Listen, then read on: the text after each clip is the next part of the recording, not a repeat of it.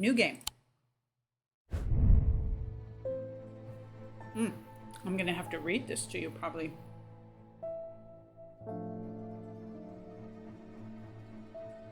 But I do think I'm gonna change the chat messages to the left.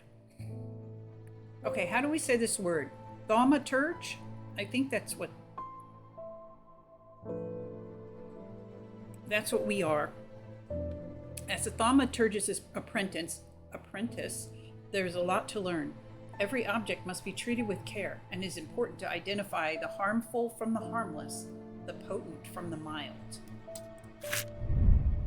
It was only supposed to be a temporary arrangement. When Eli left the shop, strange antiquities in my hands, none of us knew that by then the pendulum was already swinging with a terrible certainty that could not be stopped. The ravens were an omen. A circling unkindness of black wings and cheerless cries that seemed even then to signal the start of a rising dread. Ooh, this is creepy. I don't think this is a particularly scary game, though. Okay, here we are. I think the chats could probably be on either side. Let me quickly experiment with that. Hey, we got both going on. Okay, so we'll try that. And if it gets in the way of something, then we can switch it back. But those are basically our two choices, is left or right. I like the vibes. Yeah, the vibes are great, right? So here's our cat. I forget what its name is. In Strange Horticulture, you have a black cat, and there's pumpkins on the shelves with the plants. So it's actually like really Halloween-y. But I really wanted to try this new game, which is supposed to be a really big step up from Strange Horticulture. But if you haven't had a chance to try Strange Horticulture, I really recommend it, because the plants are just, it's beautiful. Well, you can see from these plants here, like what the style of the art that Strange Horticulture has. Okay. What do we have to do? Day 1, Thursday. We have we have this, our archive. It's just a desk drawer. Okay, nothing in there yet. What does this thing do? Ooh. Oh, you can't quite see it. It's behind me. Like popped up a little box of some sort. Cool. Obviously a clock. Oh, can I do something with the clock? Oh. I'm not sure what I'm doing with the pendulum there. Oh. It did do something. Look at little Batman up here. Unfortunately, it's blocking some of the things, but there's an arrow over to the left that you can't quite see, but then when I click it, it moves everything over. So we have more to the left and the right than what you can see. And this is a locked cage that some of the items are behind, I guess. Let's explore a little bit. Oh my gosh, did you see that animation? So when you move the shelves, everything swings. That's hanging up. Very cool. Is this a cabinet? Oh. I'm not sure how to make that work. Oh. Oh! Oh, is this my desk? I was looking for it earlier. In Strange Horticulture, you have a desk. Oh, thank goodness. Okay. And I was like, how am I supposed to read any of the books or anything if I don't have a desk to put them on? So here's our desk. There's the map. Okay, awesome. I don't know what these goodies are. Oh, are there more drawers on our desk this time? A note. Reminder, I've stored a couple of items in the cellar of the wine merchant next door. EW. This is I don't know. Oh, okay, it matches this. drawer has some more notes in it too. On thaumic fields, all thaumic objects produce a field of sorts. Although invisible to the naked eye, they can be observed by placing an object over a thaumic lens. Oh, okay. And then here we have what is just a magnifying glass. You can use shift to bring up a magnifying glass. Cool, cool. All right. Can that go back in the drawer? Very neat. Okay, so there's our desk. And then to the right, we have some scales and some other really creepy looking things. Awesome. Okay. Are we ready for our first customer? Oh, we have to pet the cat.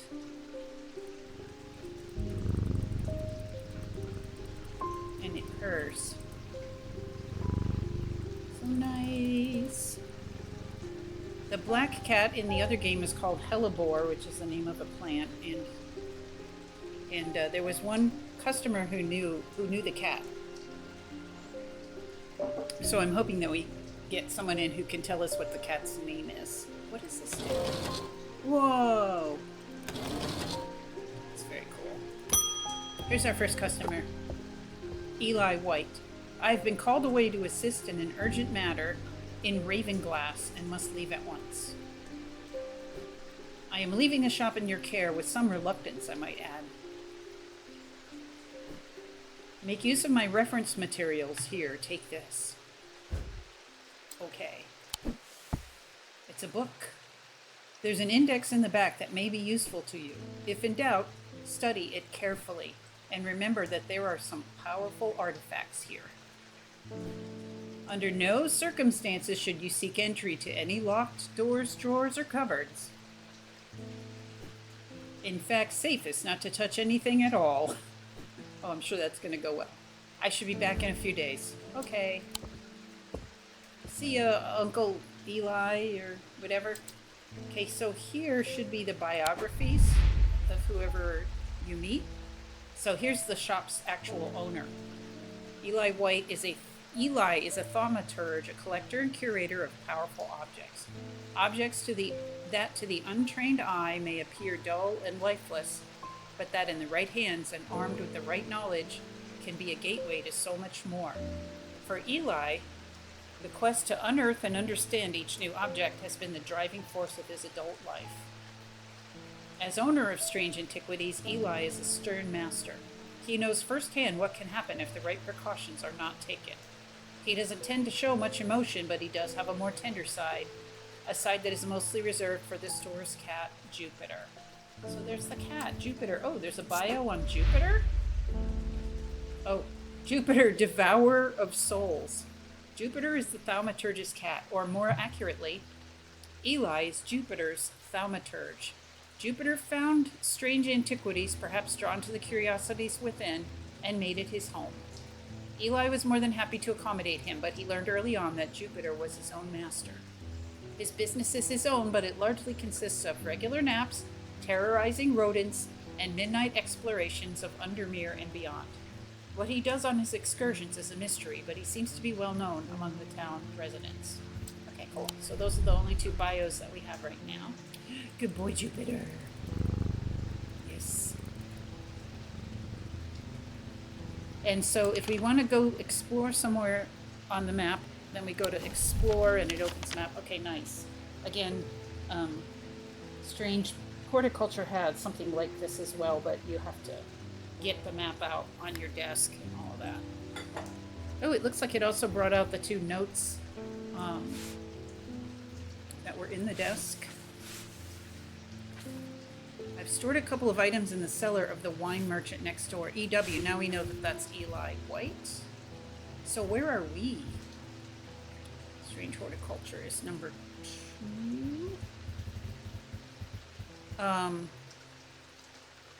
Oh, Strange Horticulture is number 2. Oh, cool. Okay. So this is where the other game takes place.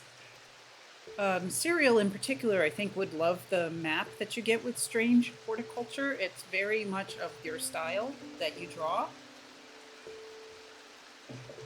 Okay, and Strange Antiquities is all the way down here, number 29. So this is the town. And Strange Horticulture, it's actually like more like it looks like a map of Middle Earth kind of thing. So there's all these different towns, and there's mountains and rivers, and it's more of a geography. So here we just have the town. Oh, I like this. Let's go visit Strange Horticulture. I'm very curious.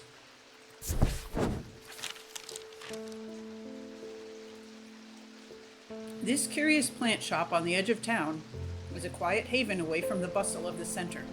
Ordinarily, I'd be delighted to while away some time here, but I have important work to do. And yet, an hour later, I found myself leaving the shop with a potted palliance and a weight off my shoulders.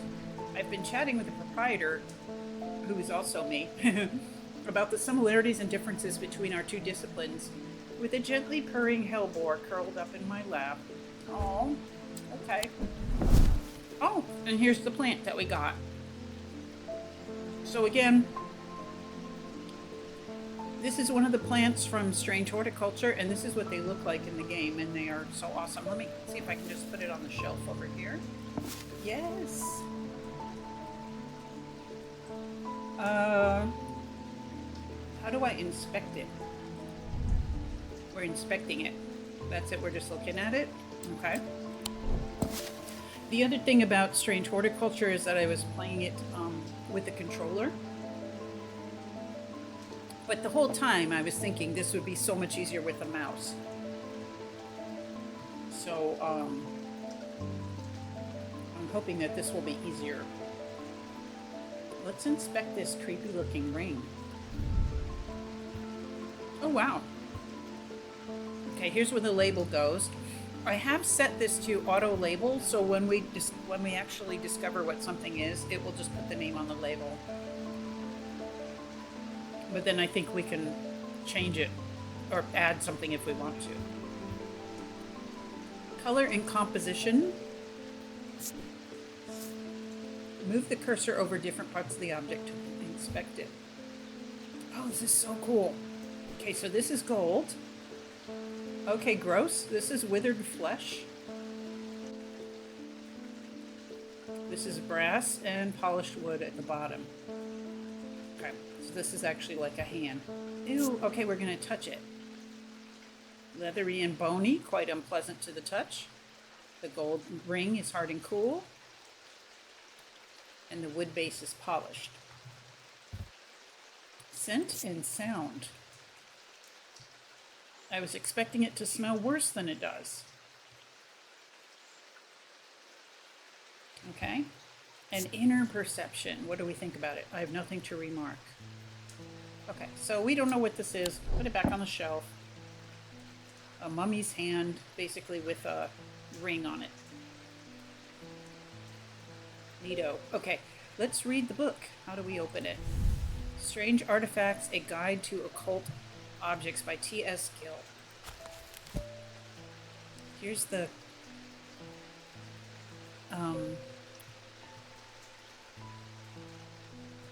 index, I guess. I wonder what that item could possibly be. Let's see if we can just go through. One of the things about Strange Horticulture was that the drawing of the plant wasn't necessarily very helpful. There would be a description. So, like, for example, if it was like a flowering plant or something, the drawing of it wouldn't necessarily include the flower. It would just be like the shape of the leaves, or even worse, sometimes it would just be like what the seed looked like, you know. So you had to go with other clues. Okay, ecumenical. Looks like it might be some kind of a container. Aries remnant. Will have gemstones in it. I'm just gonna skim this. Binding seed.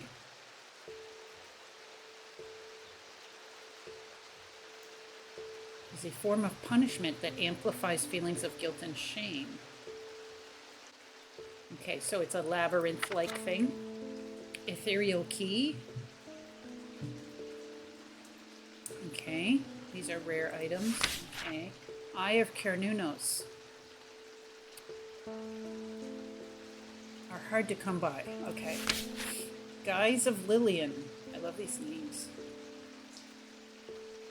The remains of bygone creatures.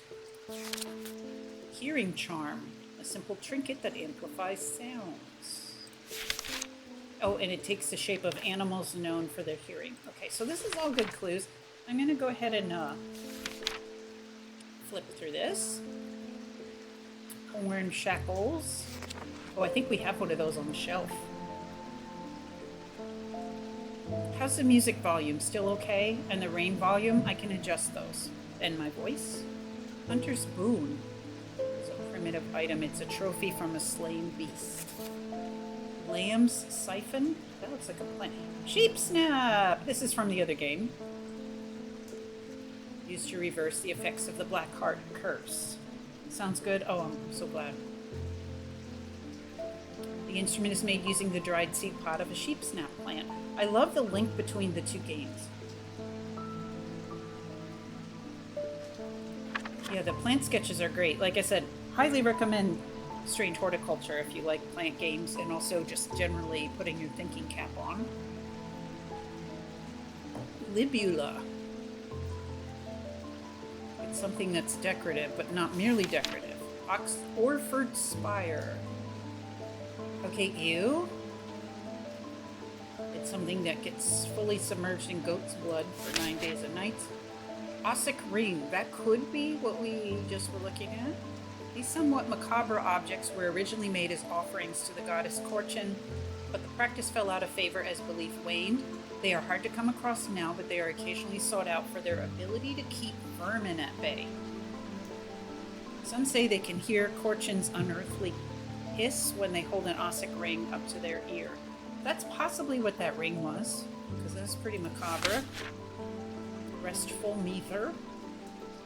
It's a hot tea from Dranthium, again from the other game. Nice, nice.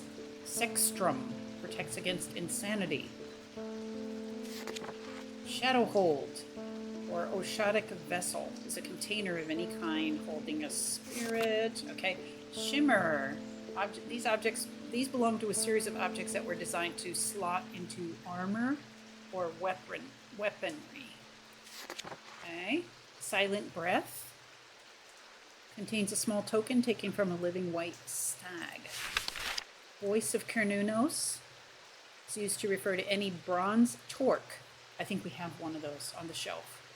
You know what a torque is? It's like the thing you wear on your, the like cuff on your arm or wrist. Cernunnos is a pagan god of the forest, nature. Yeah, typically depicted as a man with the antlers of a stag and often wearing or holding a torque. Here he's wearing it around his neck. Ask me how I know. Zia, worn about the neck to place them closer to the heart. These innocent-looking items instill a sense of fear and paranoia. Okay, they can be made of anything except wood or clay. Oh, here's the index. Wow, this is cool. Very, very cool. Okay, let's put that on the shelf in a very easy to reach place. Right there. So now knowing what we do, I'm going to just take another quick look at what we've got. Okay, there's a torque up here. That's probably the one. This could be a tooth or antler from a stag. I love how they swing when you do this. What's this little tree guy? It's yew wood, probably, and white paint. Okay. Rough and gnarly. Okay, that is kind of gruesome looking. Let's have the next visitor come in. I need to adjust my fan for a moment. Let me just get up for just a sec.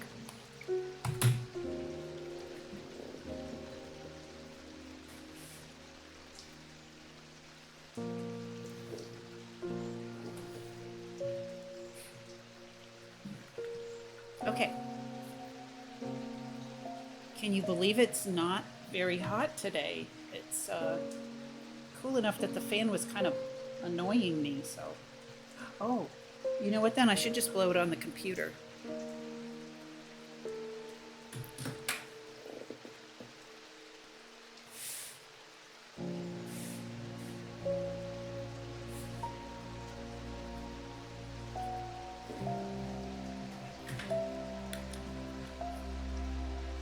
Unless we can now hear it too much on the microphone, but I don't think so. I think the rain sounds would even cover it up. Okay, next customer, please.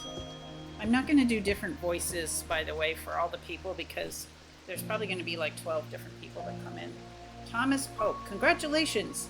Today is the day you meet the great Thomas Pope. That's me.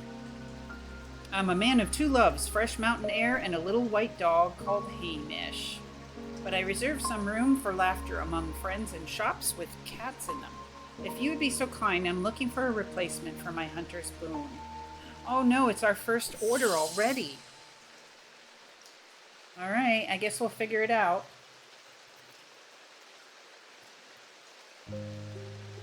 Sounds good? Okay. Okay, whoop. How do we open it?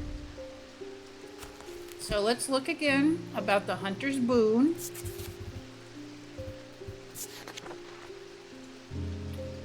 Primitive item. They grant the power of the predator. They are made from trophies taken from slain beasts. They are simple items without embellishment. Okay. I think it might be this tooth over here. But let's quickly see what else we have just to make sure.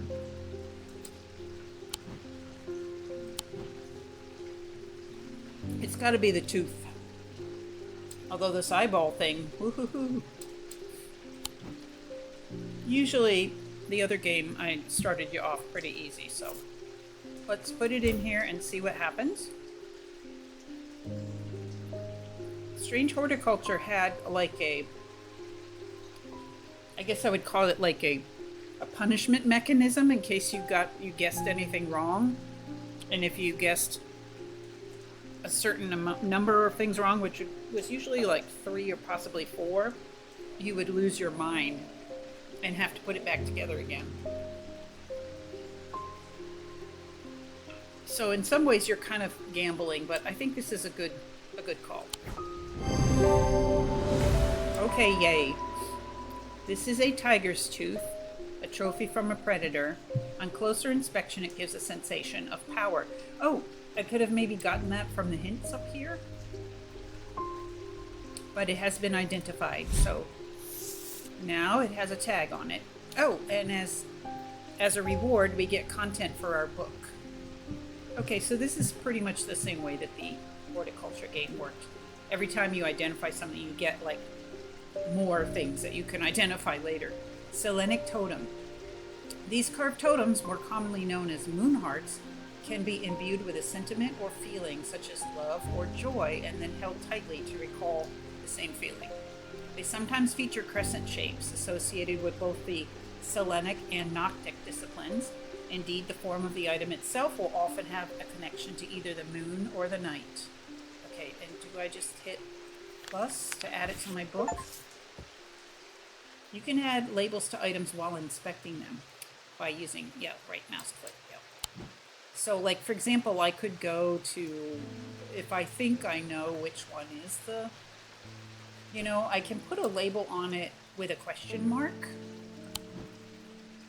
And I did that a lot in the other game, but then I found later that it was just kind of like, when you identify them, you get a real label. So as things get more busier later, you can... See, I can't add a label to this. I don't know if that's going to be important later, the plant.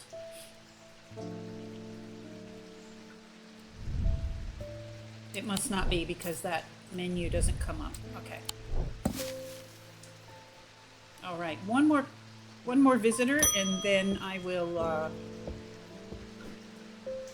need to make some more tea. The nights are drawing in again. Dark shadows hide dark deeds, or so my father always used to say. Seems like the shadows have grown darker since he passed. 2 winters gone. Oh, a creeping dark has set up in my house. I'm told a shadow hold will draw it out. Okay. Also, I want to know who this guy is. Oh, we don't get any more information about the last 2 people that visited. I guess they're not important. Okay, shadow hold. God, this is so much easier with a mouse. If you do buy Strange Horticulture, which I said I highly recommend if you like this game, get the PC version from Steam or whatever, and just use your mouse. Oh my gosh, the controller version from Nintendo was really tough. I mean, it wasn't horrible, but you're just drifting around with your joystick trying to land on the right thing and then click the right. Anyway, it was just tough. A shadow hold. Oh, on the other hand, it wasn't. There was no time factor to it, so you didn't have to click fast or anything. It just was hard to do what you needed to do. A shadow hold or oshadic vessel is a container of any kind, sometimes a jar or a bottle, or some sort of box. It can be used to contain an oshadic spirit, a manifestation known as creeping dark, pulling it from the shadows like poison from a wound. They are decorated with an elaborate design called a shadow catcher. Okay, I think I might have seen that over here. No, I think it's this bottle right here. Oh, let's inspect it and see if it's empty. It's clay. Okay. These markings have been carved in. I think this looked like the book, right? It smells pungent. Okay, nothing to remark. Let me check the book again. Oh yeah, that does look like it. So this is what I was saying about, this is what I was saying about the,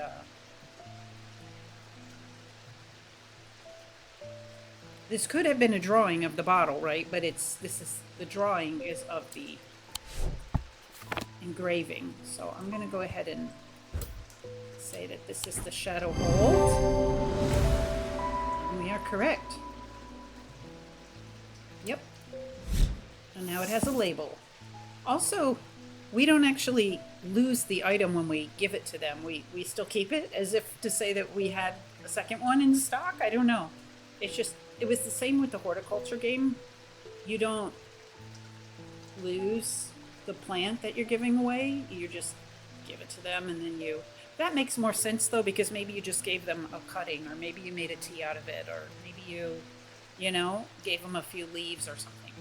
Okay, this page is Sunbond, a small and lightweight, designed to be carried discreetly and made of a non-precious metal of some kind, housing the gemstone of light. They carry the warmth and light of the sun, a brightness that can pierce the darkest gloom. Okay, we'll put that in the book.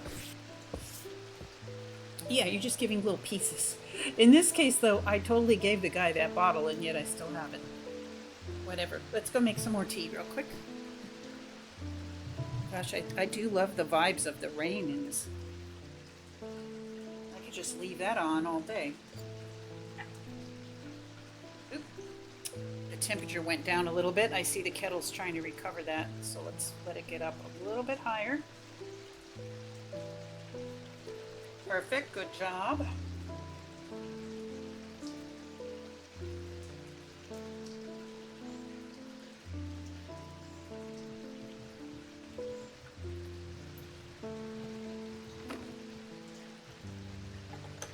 Not even kidding, I'm going to go see if a streaming service like, Spotify or whatever has this.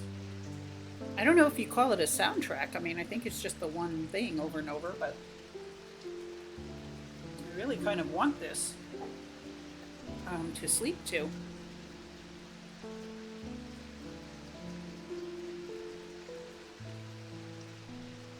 All right, that was probably enough time since this has started to break apart a little.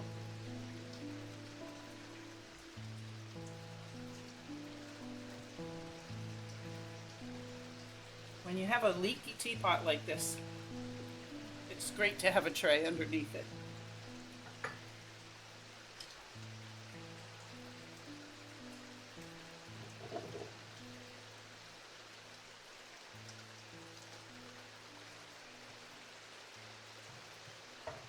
Okay, great.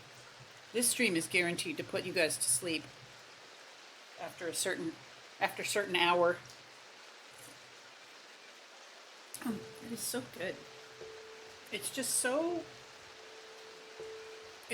simple. I don't really know how to describe this. It is on Spotify. It might have the rain sounds, but if not, you could probably find it on YouTube. Yeah, I just thought of it. Like I said, I really had not played. This is my first time playing this. So I wasn't sure what it would actually sound like, but we all saw the trailer, you know. Okay, while I'm here, let's have a piece of orange. Again, this is a local orange from Hawaii. So it's not the most beautiful.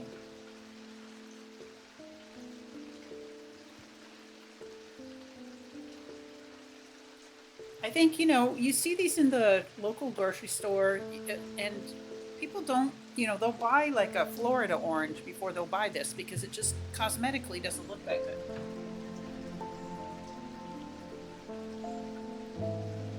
And they're really missing out.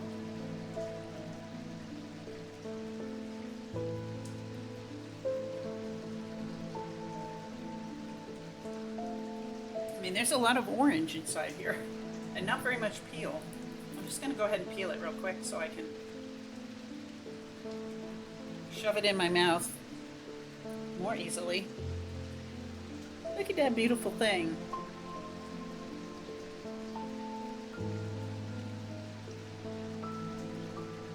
Florida, eat your heart out.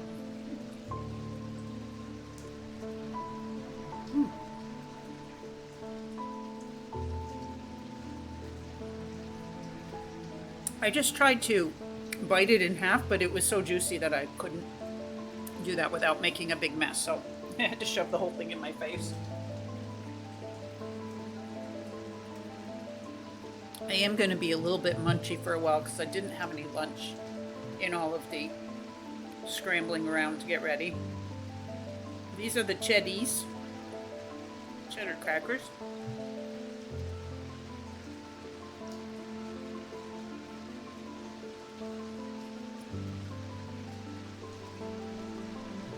Grab a few of those.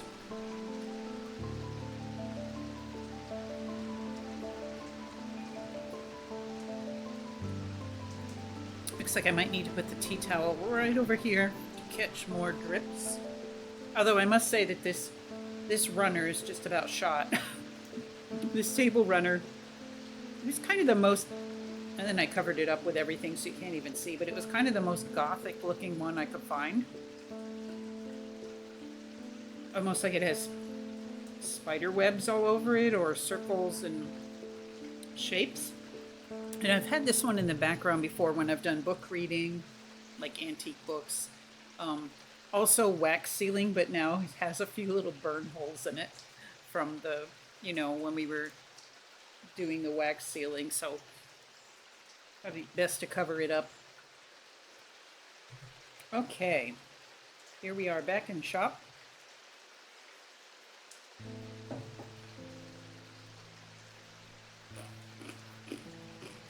I wonder if you can put anything on this level of the table. No, you can't. Even though there is a plant right here.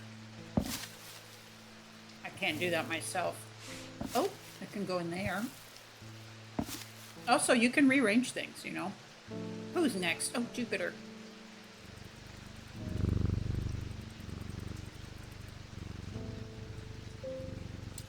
And I actually don't know what this means over here. This could be the sort of counter of the mistakes that you make, possibly. Horticulture had a thing over on the, like over here where it says explore, there was a thing called a rising dread. And it would just sort of, you know, it was a meter like this of how much danger you were in. I love these cheese crackers. They're a little bit salty, but that's okay when you're having something else with them. The first time I took Junie to the vet, they heard her name wrong on the phone and put it down as Jupiter. Well, that's cool, though. I hope you figured it out, though. Also, did you notice that when you hit the bell, that the cat jumps? Oh, now he didn't. Okay, David Schaefer says, what's with all these ravens? Oh, he's the same. Okay, some continuity here. He's the same mailman from the other game. Because, of course, we're in the same town. What's with all these ravens flying about Undermere today? I can't remember ever seeing anything like it. Not a good day to be the sort who believes in dark omens.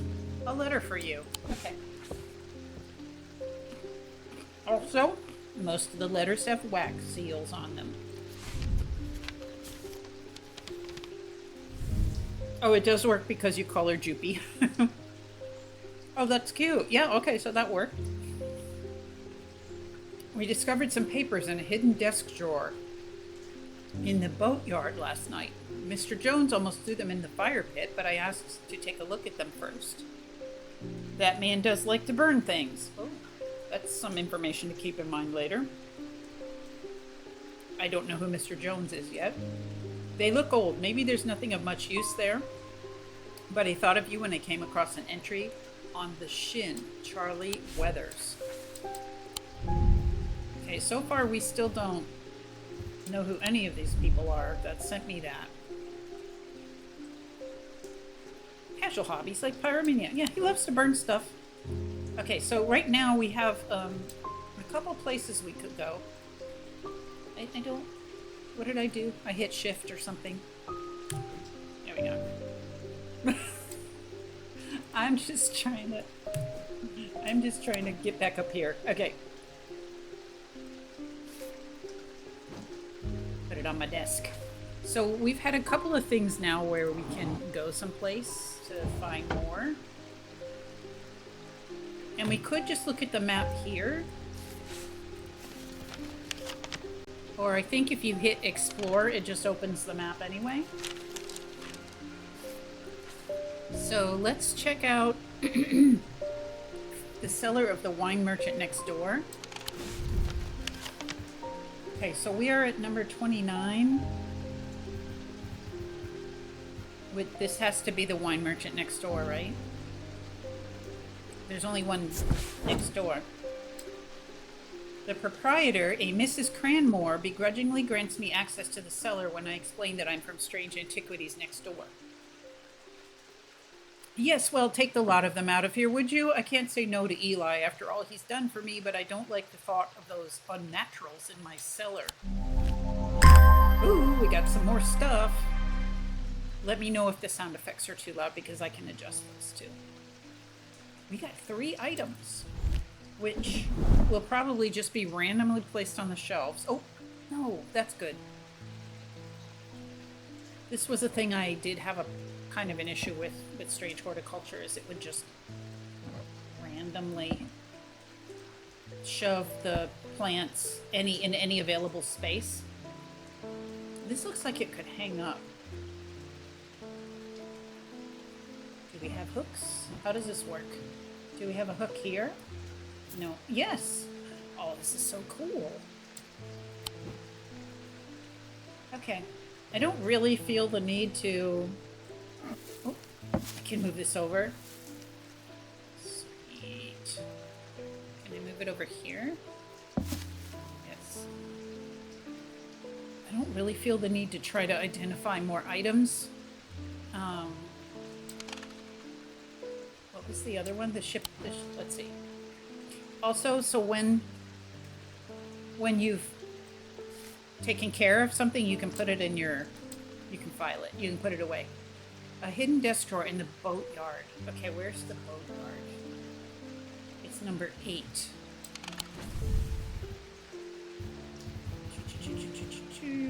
Here it is. So what I was going to say was that in the horticulture game, you only had a limited amount of energy to explore, so you had to water your plants to get more, and also time would replenish it. Oh my gosh, there's a spider crawling around here. So far I haven't seen that there's a limit on how many places we can go in a day, but let's find out. The yard has seen better days. A mess of broken and rotten timber covers most of the outdoor space that isn't taken up by upturned boats slowly being claimed by the weeds. In the middle of all this, a man looks up from repairing a small rowing boat. You must be from strange antiquities, he says with a smile. He takes me into the dilapidated office where 2 metal buckets collect drips of brown water and a thin window pane rattles with every footstep. Well, that really reminds that's a great image. I've definitely been somewhere where the window would rattle like that. He pulls a sheaf of brown papers out of a desk drawer and places them gently in my hands. Okay. Cool. So we got more, I don't know how many more entries, 2 or 3. Apparently as an afterthought and somewhat reluctantly, the man gives me something else as I'm leaving. I have no use for it, he says. Don't even know what it's for. Another doodad. I think our uncle is going to be... Is it our uncle? He's going to be so annoyed with us. For doing all this stuff while he was gone. I love this bat. Isn't this cool? Let's examine it. He's so cute. It's made of iron and a black gemstone. I see. Sense of touch. It's cool. Okay.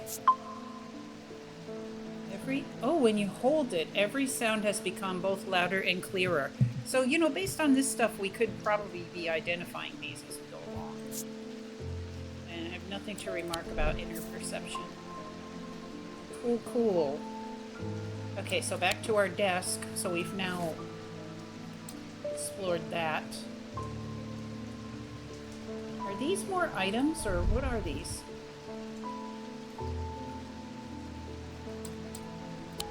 They're potentially more antiquities. I wonder why they're in a desk drawer.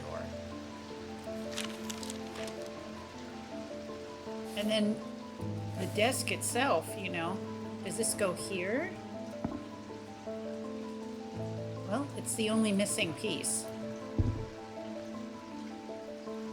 Do these pieces move? No. Oh, it could go here. So we have several pieces missing. So we probably have to collect them, and it's a puzzle. Okay, awesome.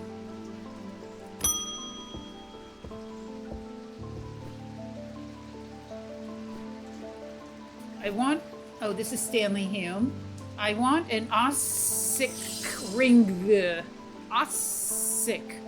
That's a pleasing word to hold on the tongue. Okay, who's this weirdo? Oops.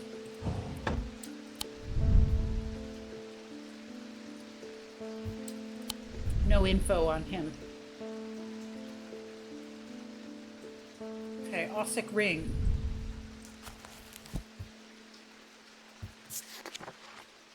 It's not that one on the mummy's hand, is it? Oh, I think it is.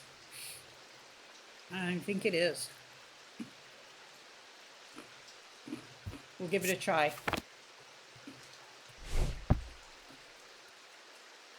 I don't see any other rings. This isn't a ring, is it?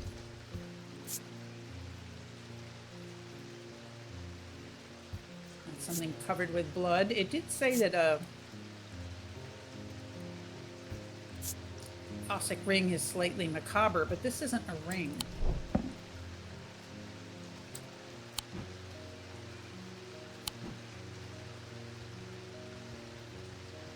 There are things locked away in here, but no rings. Okay, we really only have one ring, so let's give him this creepy mummy hand with a ring on it. Oh! That wasn't the item I'm looking for. I should slow down and think this through more carefully. Okay, so there it is, my meter of failure over here. Oops. Yep. All right, we'll read the book again. These somewhat macabre objects were originally made as offerings to the goddess Corchin, but the practice fell out of favor as belief waned. They are hard to come across now, but they are occasionally sought out for their ability to keep vermin at bay. Some say that they can hear Corchin's unearthly hiss when they hold an Ossic ring up to their ear. Corchin, the serpent goddess. Okay, so we should probably be looking for something that kind of has this look to it.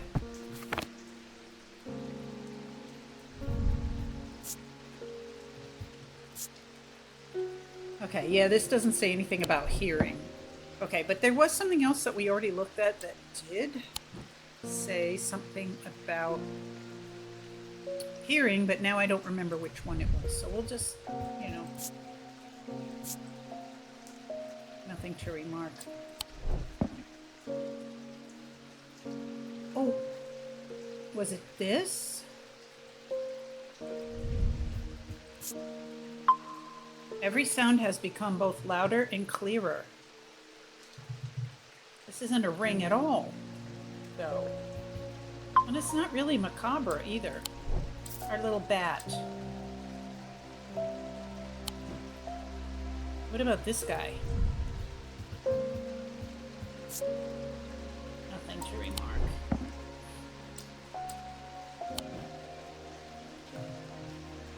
I mean, we can check this out, but no, it doesn't. Let's try the bat. Or also, what's on our desk again? Sounds are muffled in its presence. Okay. So I think it was supposed to enhance, right? One more look. Some say they can hear. Okay, and then sometimes you don't have the item that they're looking for, and you literally have to leave the shop. Again, that's how it was with the plants. Is you had to go on a journey, leaving them standing there at the counter. What does this do again? Look how cool that is. Oh, you can't see it, can you? That made it worse. Oh, now you can see it. It's a box, but you need some kind of a key to. What do we think? I guess we can try the bat. Some people think bats are vermin. No, that was also a failure. That wasn't the item I'm looking for. I should slow down and think this through more carefully. Oh, and it hisses because of the snake connection. Oh, let's look at this guy. Nope. All right, it's time for a hint. Maybe something to do with vocals. He's mentioning a specific sound. That's I think that's the snake connection. I'm looking for something macabre, so maybe something a bit grisly that makes me think of death. But didn't we try this one already? We did. This was the first one we tried. It's literally a ring.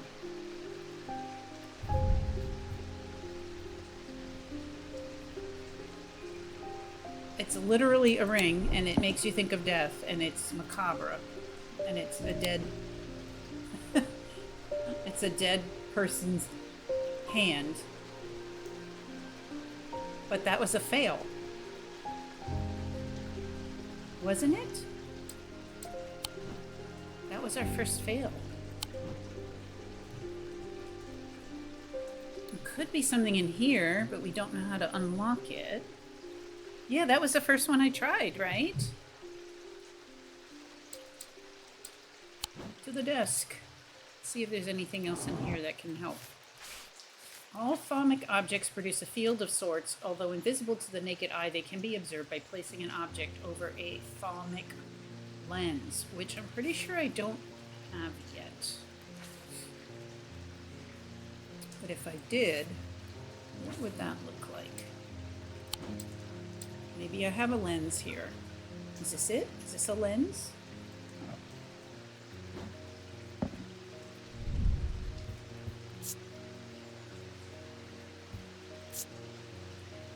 No. This looks like something that maybe you'd put it on top of something else to observe it, not the other way around.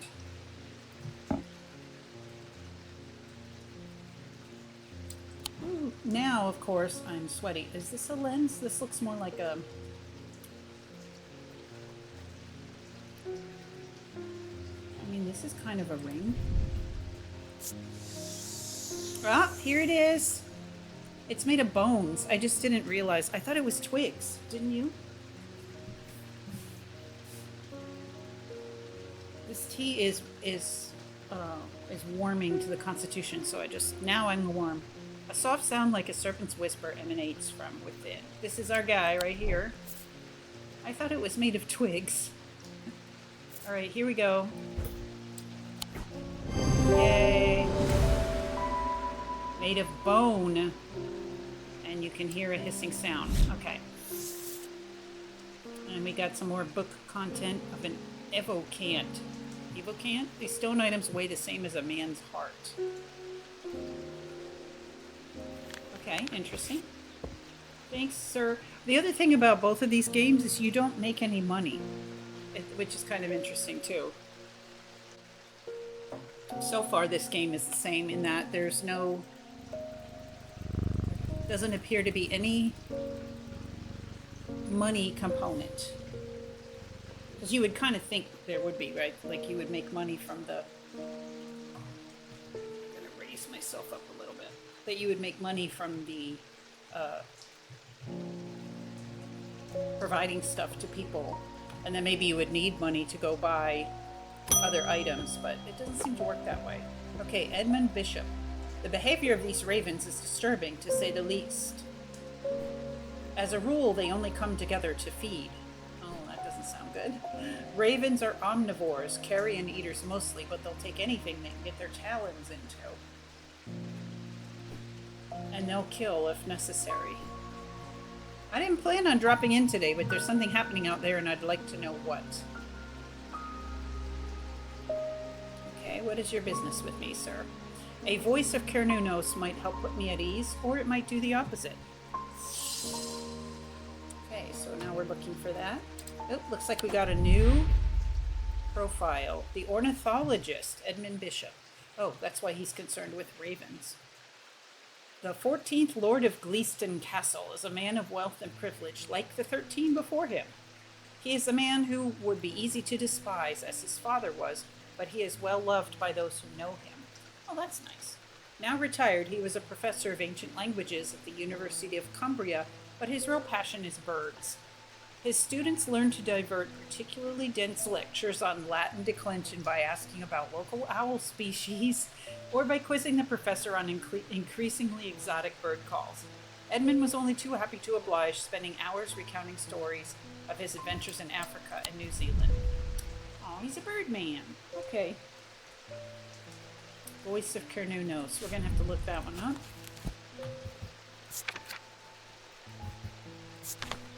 Okay. It's used to refer to any bronze torque. Well, I'm pretty sure we know which one that is. It's a... Okay, we do have a torque. It's over here. Let's examine it. It is bronze. It is an uneven texture. There's nothing, smells of nothing.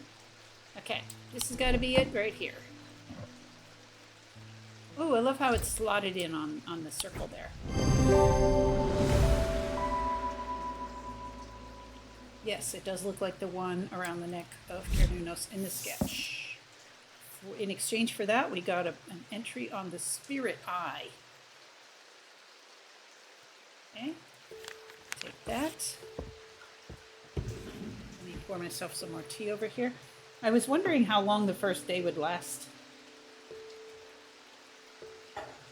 So now we're at the end of the day, and you just click on end day, and I don't remember what happens now.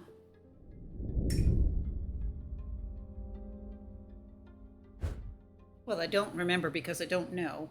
Okay. In Strange Horticulture, it tells you the story of someone in the game, you know, like bit by bit. Oh, you're back. You grabbed a cup of soup. Awesome. Vegetable soup, was it? It sounds fantastic. So at the end of each day, I was just saying that in Strange Horticulture, at the end of each day, you got a little piece of a story of someone who is in the game, and eventually you figure out who it is. So maybe that's what's going on here. The black mare thundered through the icy rain, shining wet in the silver moonlight. Her cloaked rider was exhausted, cold, and soaked to the bone. He knew he would not survive the night if he did not reach Back Barrow. Oh. It kind of looks like a map in the background. What is this? Oh! All I had to do is like... Oh, what am I doing? I'm drawing? I don't really have to be precise with this. It's just kind of doing it for me. I just have to kind of keep, like, pushing the mouse around. Again, on a controller, this would be really... Oops! I accidentally clicked off of it. On a controller, this would be really difficult.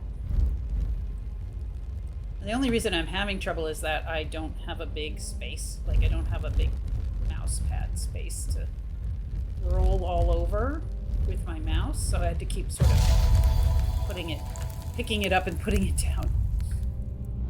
And it looks like that is some, what are those, horse bits? Stirrups? Been there? Yeah, I have a space that's literally this big for my mouse. It's just a little square on the side of my riser desk. An escaped prisoner ran northwest. He hid me in the first building he came to.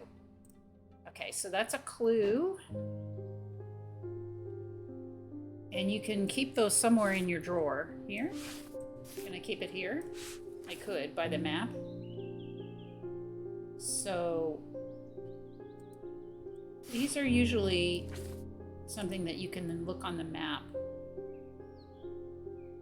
So if somebody was running northwest,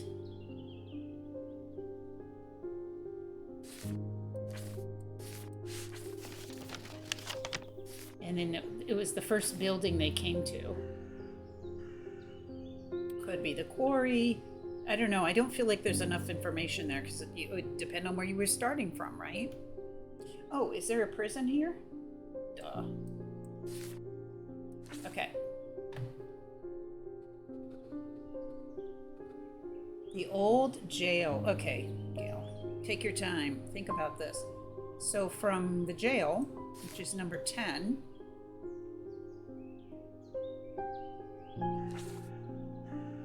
He hid me in the first building he came to, northwest. That's kind of this here, right? Let's try it. Oh, we have to travel. Explore. So again, the old jail is number 10. It's got to be this building. And the card burns up when you get it okay, when you get it right. The dilapidated warehouse is dark and imposing, and the struggling flame of my lantern does little to pierce its depths. I slowly search through its contents with a sense of despair, wondering if I'm even in the right place at all, when suddenly and unexpectedly I uncover something of value. More relieved than elated, I take the trinket back to the shop for further study and a warm drink. Okay, there's some creepiness here. Another creepy item. I wonder if it can fit next to this creepy item here. This is our selection of claw items. This is our selection of bottle items. This is Jupiter. Okay, can you pet him here? Here. Okay, and if you haven't seen this, he startles when you ring the bell, which is unfortunate, but... It's not raining. It stopped raining. Okay, so it's not constantly raining in the game. Verona Green. Oh, we know her from the other game. Well, I do. Oh, well, that's just perfect. Undermere fizzling fizzing with fear over these ravens, and the thaumaturge has left his apprentice in charge. Sorry, my dear, that was rude. Pay no attention to me. I'm an old lady who got out of the wrong side of bed. These ravens have got under my skin, is all. Please do let Eli know that I was looking for him next time you see him, and pass on my thanks for letting me borrow his copy of Hermetic Symbology. Okay. Maybe we should put the books up here. Now we've got 2 books.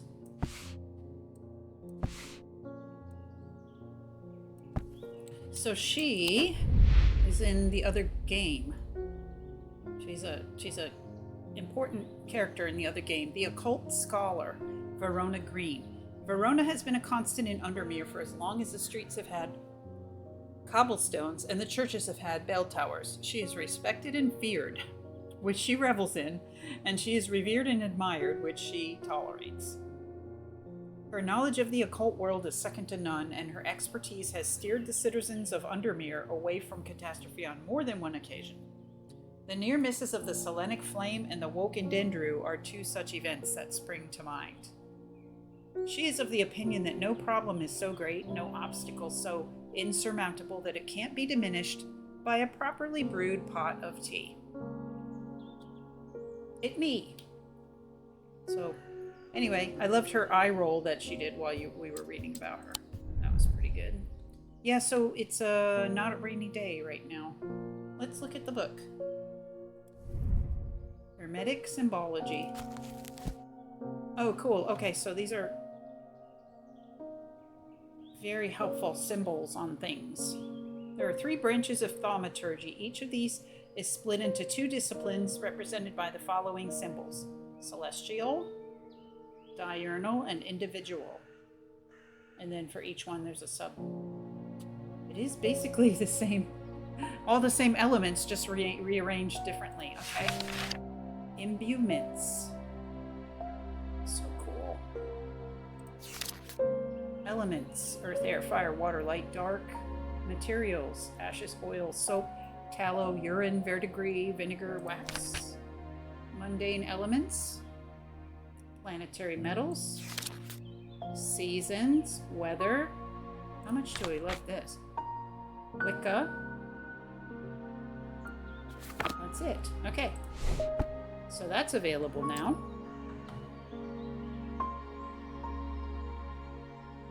Oh, this item is floating. I just realized that it's kind of a floating. Rough and pitted.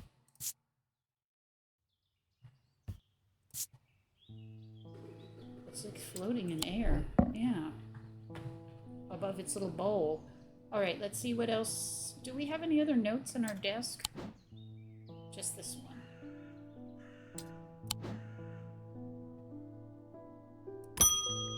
Sorry, Jupiter. Tess Sherwood, she's new. I feel paralyzed. I have no job, no partner, no friends, no prospects. But she has this kick-ass cloak on. Or cape, really. Little cape. I heard a horned shackle might be the answer. Oh my gosh, I love her outfit. Okay. Horned shackle. Horned shackles are used to bring about change in one's life, bestowing the ability to overcome personal demons. In use, the horns are rubbed between one's fingers, causing them to become worn smooth over the years. They can be worn as pendants, but are more commonly totems of some kind.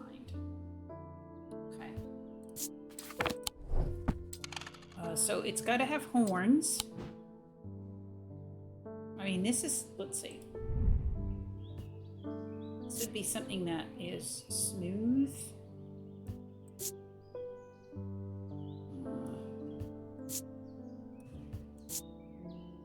And that is completely unremarkable. So we're looking for something with horns that's been, oh, hello. It doesn't have to be a pendant. Move the okay, yeah. I thought at first it was bone, but it is in fact clay painted to look like bone.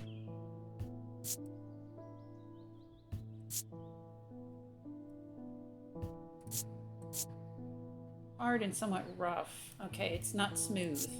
So maybe this isn't it. Foreboding. Okay, this is not the one. I wouldn't think. What other horn-looking items do we have? Oh. Well, this has horns on it.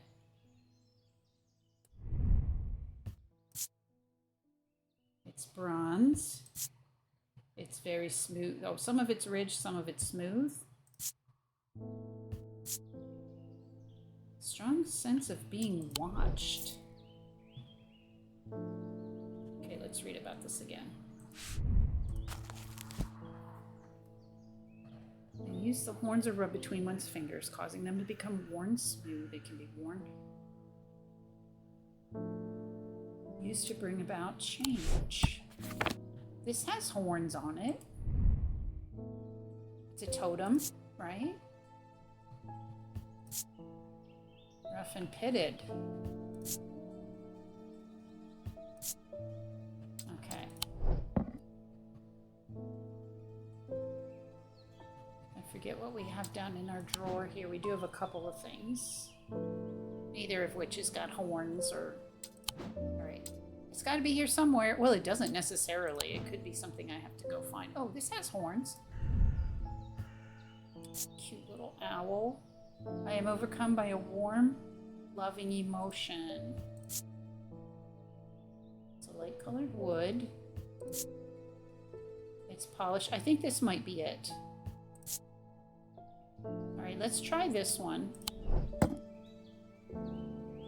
Although this also has... Now that's the shape of the moon.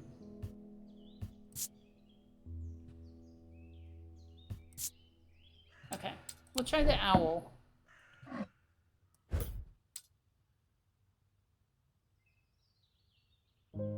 So cool, right? Yeah. Oh, I meant... Oh no! That wasn't the item I'm looking for. Okay, that was not it. Girl, you in danger. I haven't been given any clues to travel any further. What is this? Crackling energy? Oops.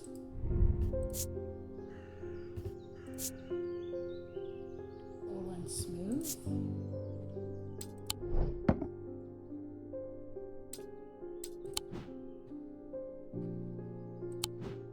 This is sort of a totem as well. Do we see anything else that looks like it might have horns or be about horns? What about this guy?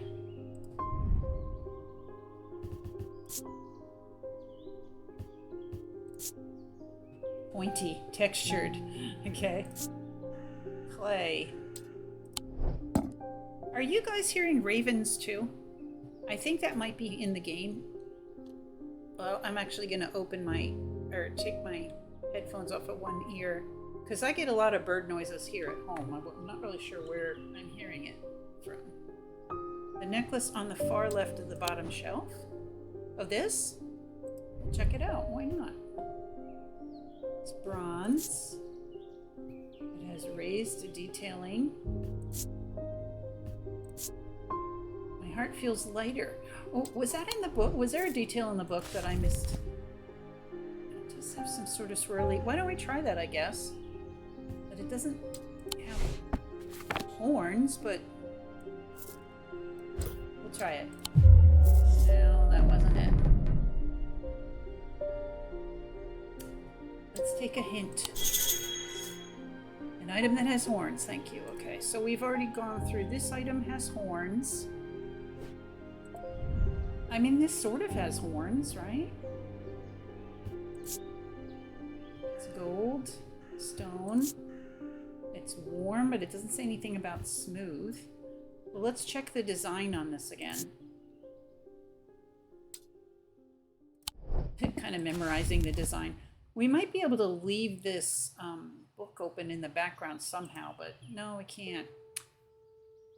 So in the horticulture game, you had your desk and you could have a bunch of things open on your desk and just layer them. So you could have the book open and then just sort of drag the plant over to the side and be looking at it and, you know, have it, you know, be looking at both at the same time, but it doesn't look like, does not look like that's possible here. Horns are rubbed between one's fingers. It has to have horns on it. Oh, what am I doing? Rrr. I don't think I see anything inside the cabinet that has... Oh, is this horns? Maybe this is it. It has no comment. It's hard and rough. It is bone.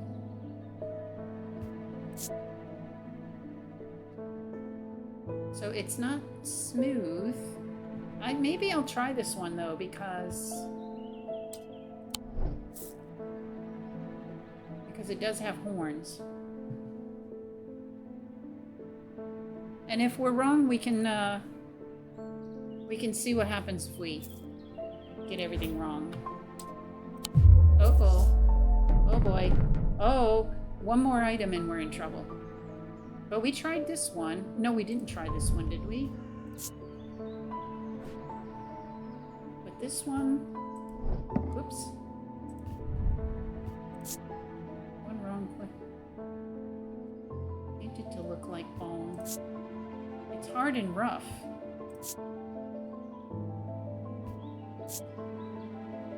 And it fills you with foreboding. And it just doesn't sound right, but we can try it. Because I'm definitely running out of ideas for anything with horns. And spooky. This isn't horns. I still don't know how to get in here. What does that mean? Can I slide it? Oh! Oh wow! Look at this. There's weights in here. There was an item that said that it weighed exactly a pound, so that's what goes here. Alright, so cool. Oh my god.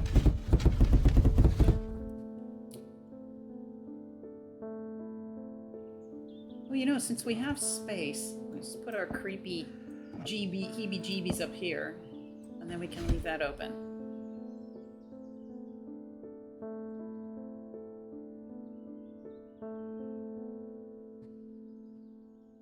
So we didn't actually try all of these yet, because they seem like they, you know, they weren't the right choice. But I'm going to go ahead and try this, because I don't really have another option. That wasn't it? Oh, we're in trouble now. A deep fear has taken root. I must break the hold it has over me. Look, it's like a Ouija board or something. I just spent time happily organizing and decorating. I know, right? I did that the first time I played the horticulture game. And I tried to alphabetize the plants, and then I tried to organize them by what type of use they were for. And it was fun, but eventually the shelves just get so full that it's easy to kind of give up.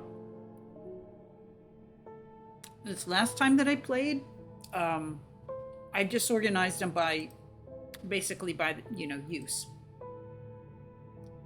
Okay, how does this work? Oh, roll. All right, let's roll.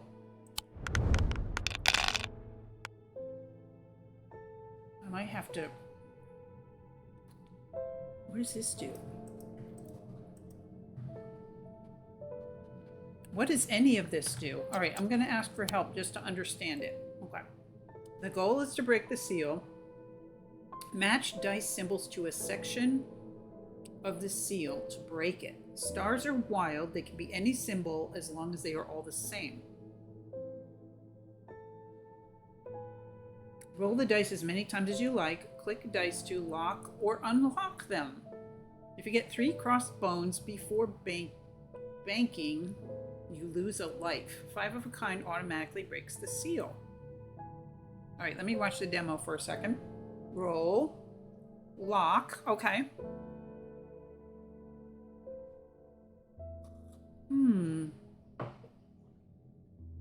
Roll. And then you can lock them like, I want the 2 cats to stay cats. I don't get it. But that's okay. We'll figure it out. I don't see that any of them need to be moons. Let's roll some more. Click a segment of the seal and bank the dice to break it. So let's, yeah. We're gonna lock this one. Trying to get some more. Oh no. Okay. Oh boy. This puzzles are definitely harder than the puzzles that the other game had to basically unlock your mind. It said you can roll as many times as you... Jupiter! Thank you, Jupy. Okay, so how do I do it? I'm gonna use the help again. Match dice symbols to a section of the seal to break it. Right now the sections are just snake, snake, and sun. Click dice to lock and unlock them. If you get 3 crossed bones before banking, you lose a life. Okay, so banking is to put them on the seal. I don't understand that term. But maybe we can roll this. Oh crap! I locked the wrong one. Oh no. I meant to lock the other ones. Oh my god. Can I put this here? No, I cannot. Alright, I'm probably going to just lose this badly and then like figure it out. This isn't even the symbol I'm looking for. Okay. I'm just going to re-roll. Oh no. It says you can roll as many times as you like, but yet you can't. Like you can, but it's killing me. This is so creepy. Oh, because I got a crossed bone. Does anybody understand this? Because I don't. Let's go ahead and lock the cats and just try again. Oh, look at how one's on top of there. Another bone? Am I dead? Am I dead? And I can't lock or unlock that one. Still no cat. So it's the bones that were advancing it. There's another bone. All right, what happens when you kill yourself? Reset. The horticulture game didn't have lives. All right, we should be able to just put these here, right? No? Oh, look what we've got up here now. Something different. We have moon, cats, and 2 snakes and 2 of anything else. So how come I can't? I should have been able to lock those. Thank you. Oh, all right. It's good that Jupiter did that. Okay.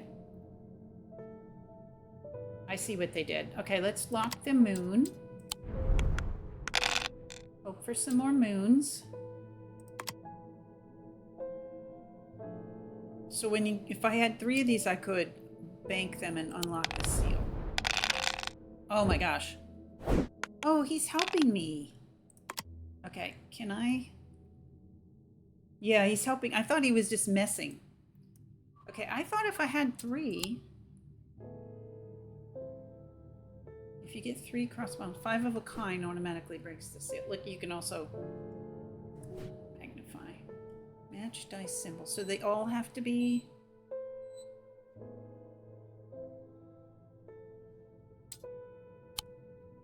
Do they all have to be moons? Oh no, another one. I guess they all have to be moons, right? Yeah. Oh! Aha! And we're back to the beginning. Okay, this is cool. All right, I think I'm finally getting it. So 3 is okay. Oh no. So cats or snakes. It's telling me what to do. Lock that snake. and 2 of any other kind. So we just need 1 more snake. But meanwhile, we're getting crossbones. Stars can be any matching symbol. Yes. We just need another snake. Come on, snake body. Yes. Alright, I think I'm getting it. So now cats. We got 2 cats. I just need 1 more cat, I think. So this one up here was just like basically 2 pairs, right? Oh, can I bait? Oh! Sanity restored. I got the sanity restored. I guess it was only... I could have done that with just 1 of 1 cat? Oh, okay. Oh my goodness. Okay. Oh, she's back to ask for the same daggone thing again. All right, I'm gonna take a tea break real quick because my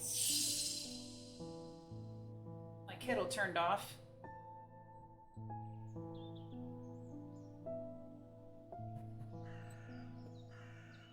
I had a little bit of tea in my cup, but it's pretty cold, so let's go ahead and make some more. So she's looking for that horn shackle again, and I guess we're just gonna have to keep trying stuff we have, because I don't think that we had any... Checking my desk again. I don't think we had any clues that was going to... If I traveled, that I was going to be able to pick anything else up.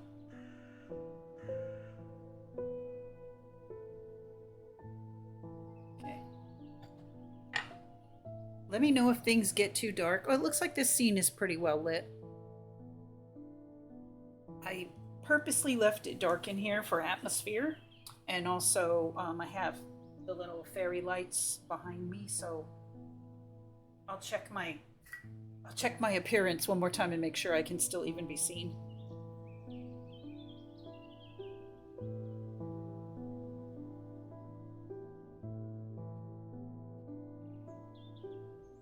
I hope your soup was good. And how's the weather where you guys are? It has been quite rainy here for a while and super windy the last few days. Not all at once. Almost like it's taking turns. It's not like a tropical storm sort of situation. But it's been so windy a couple of these nights that I've put the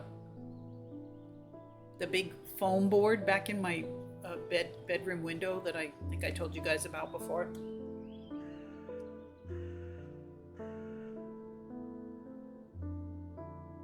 Looks good to me. Love some golden hour lighting. Yeah, it's a little like... It can be more golden. But I thought it was then so yellow that you couldn't really see the color of the tea. So it could be...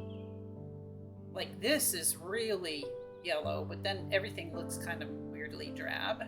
And then this is too blue. So it's kind of in between, but I turned down the brightness.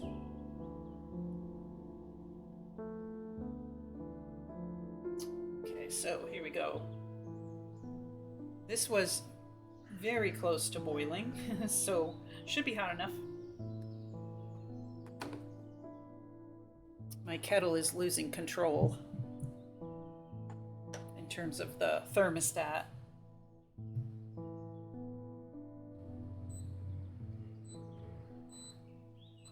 I'm gonna turn it off for a second and just reset it. Reset the temperature so it knows it doesn't need to come to boil. It can't hold the boiling temperature, right? And all the water would boil off anyway. It's been pretty overcast and chilly. It was in the low 50s and drizzly today. Oh wow. Makes for very cozy vibes, but the sudden jump to cold has been pretty draining. Well, you've really got to take care of yourself when the weather changes like that. Soup is an excellent idea. And then Texas says, it finally cooled off a little below 90s now. Hooray! Had a huge storm come through Saturday morning, and we needed as much of that rain as we could get. We were over 45 days without rain. Wow.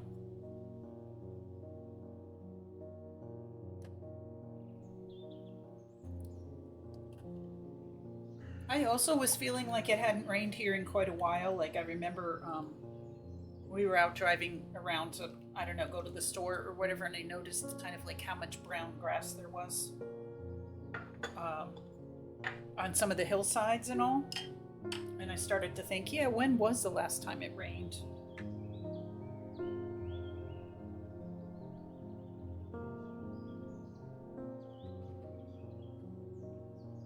So the color of the tea isn't really changing that much.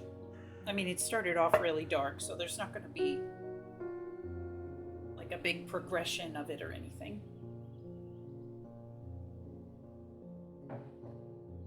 It's been a rough weather year, especially since August. Yeah, that's a long time with no rain. I did get... Let's go back to chatting for a second. See how dark it is in here. It's a little bit dark. Let's put a little light on my face, I guess. Dim.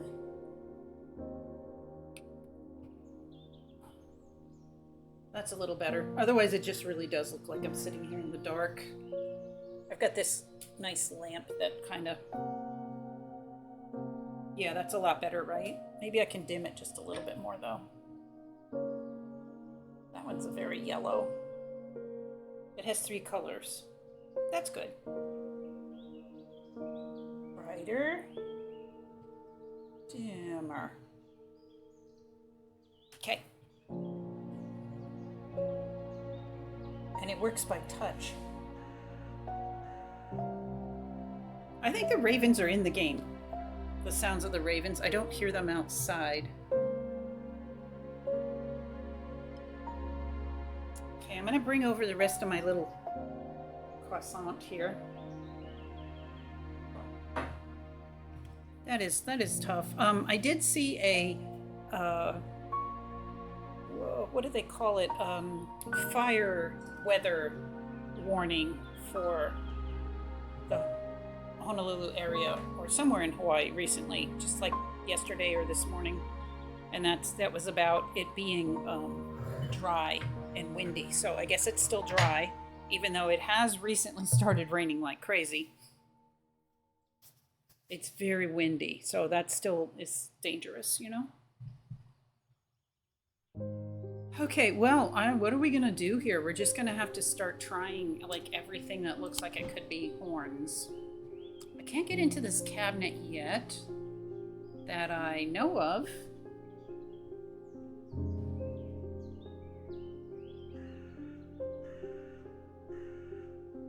I've already forgotten which which items we actually tried or not. Did we try this owl, or did we just look at it and go, you know, it's not smooth enough? Yeah, we definitely tried this one, right?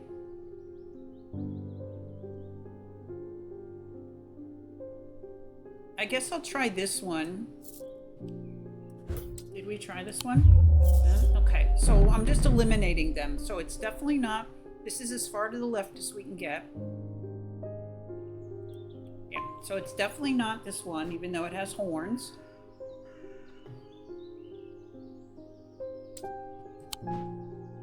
It's definitely not this creepy one on the bottom here.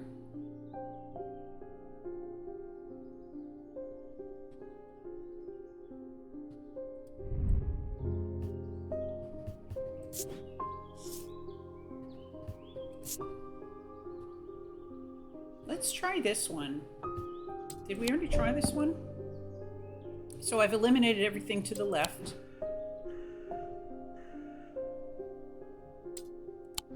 This one we did try, and that's not it. So I guess I'll try this one with horns. It's not that one. Hint. Looking for an item that has horn. Yeah, okay, great. How about another hint? I should inspect items with horns using touch to see if they've been worn smooth. Okay, we're doing all of that.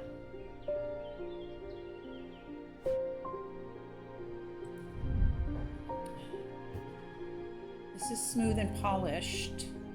I could swear we already tried this. It's gotta be this guy. This owl. but it isn't. Okay, so it's not this, it's not this. Would you say that this has horns? It is smooth. Crackling energy.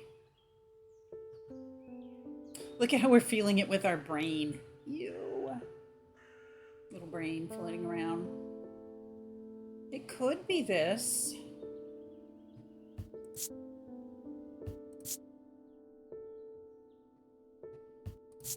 It's made of bronze. Let's check the book again. Horn shackle.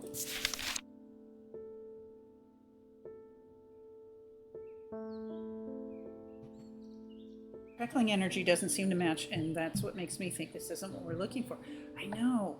I'm just looking at the designs. I mean, there's not much, right? So you kind of think you're looking for something like this, but then it isn't.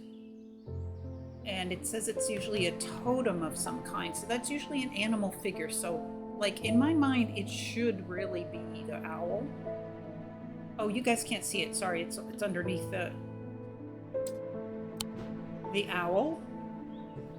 But we've tried that twice now, and it is not that.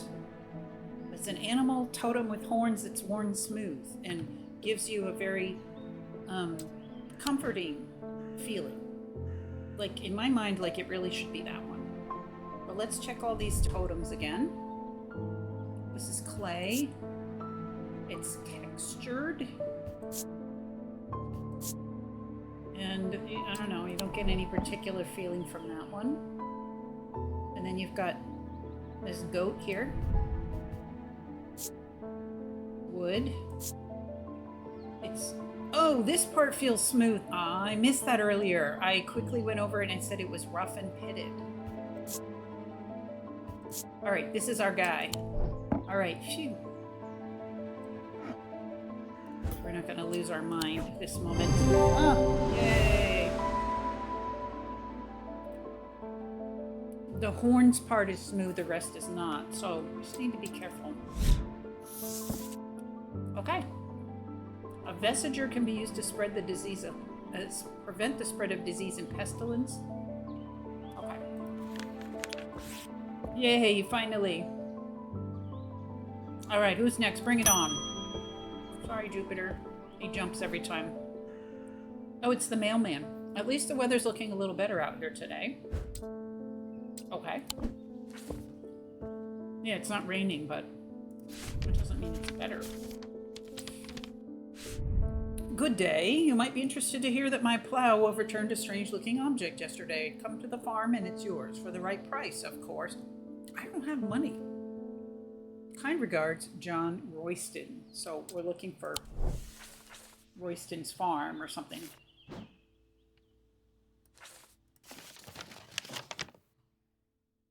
Where's his farm? Is this a farm? No, this is an island. Is this a farm? It's number 30. Okay, we'll go to his farm.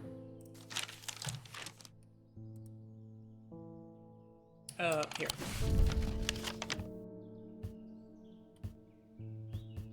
Royston Farm. Let's go. John grins as I struggle to hide my obvious interest in the item he shows me. Any hope that he might not be fully aware of its value quickly evaporates, and after a lengthy negotiation, I reluctantly hand over the amount he originally asked for.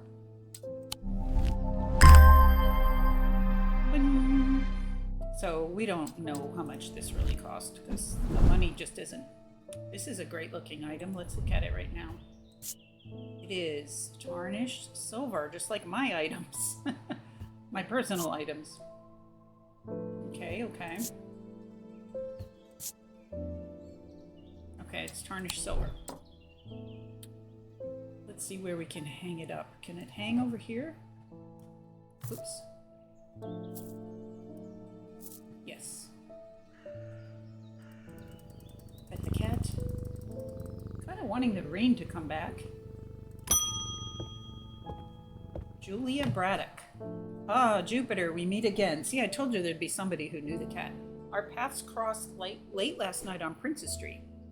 We shared a moment before he slunk off into the dark on important business, no doubt. I wonder if you can help me. Also, look at her glasses. They're a lot like mine.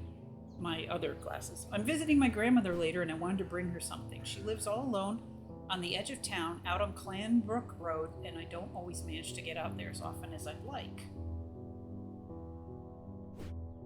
I thought maybe a moon heart would bring her some comfort. Okay, moon heart.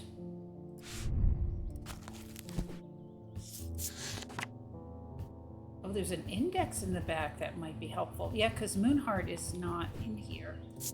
It was also the same way with the horticulture game, in that there were common names for the plants and there were like Latin names for the plants, and it was like also known as, you know. Did I make myself too bright? I started to feel like it was turning a weird color in the light there. Okay, so we're looking for something called a moon heart, or something comforting. That's not really here. Fear, feeling, gemstone, guilt, curing, sanity, life, light, love, Selenic totem.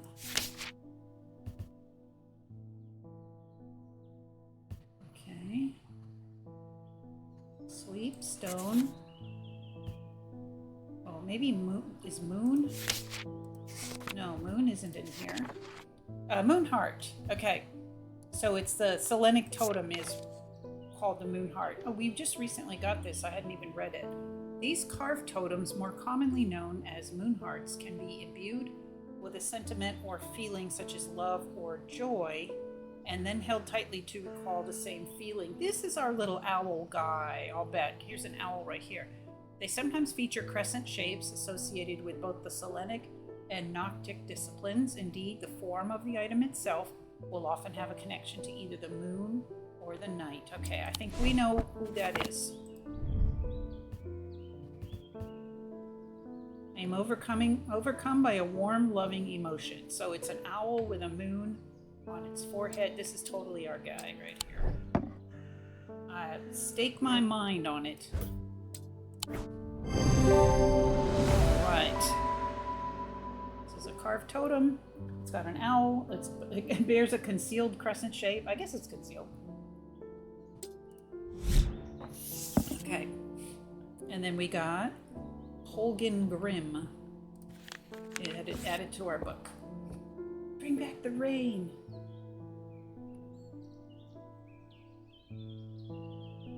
This is a pretty interesting game. Daisy Winters. Oh, do we know any other people yet? Nope.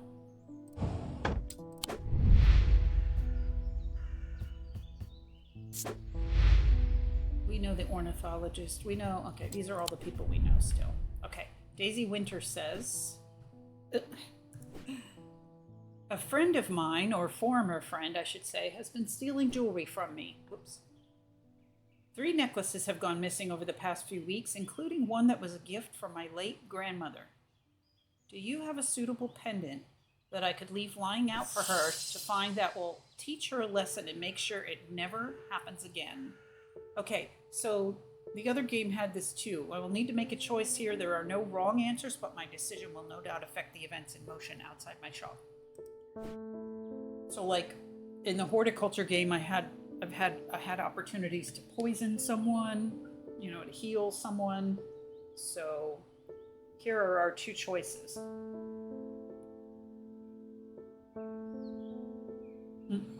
A poison pendant or a, let's see what our options are, binding seed or Zia. What the binding seed would do is amplify their feelings of guilt and shame.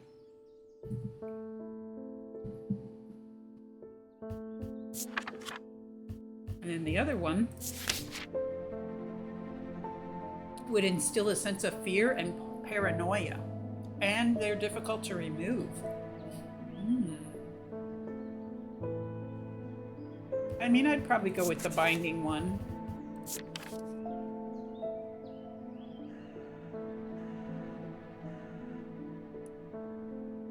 Can I have two? Oops.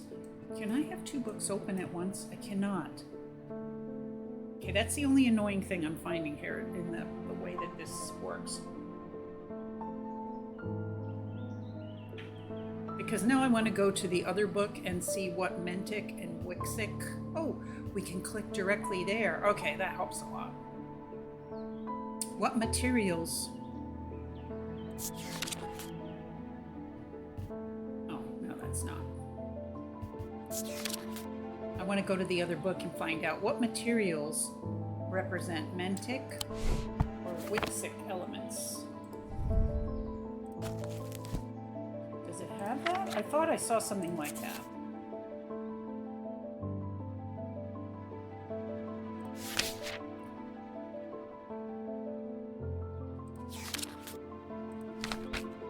Oh, maybe not yet. I don't know. Let me try that one more time. One more time, please. Love the metal corners.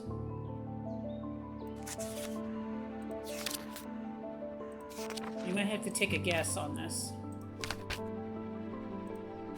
Oh! Oh! I'm not good at turning the pages. Okay, celestial. Oh, wait. Ah, okay, so Mentic and Wixic. But it doesn't...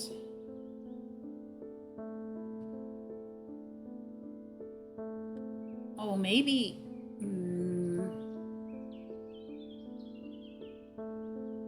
I don't know if... I'm actually going to take a screenshot of these with an app. Oh, in a moment, please. Okay.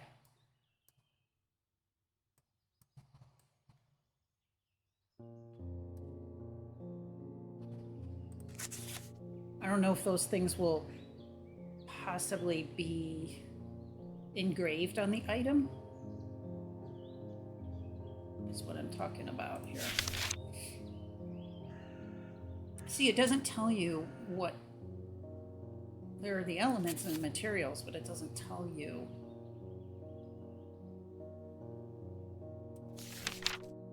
Maybe it was too soon for me to go to this source. I don't see anything that says, you know, what materials are what. Okay.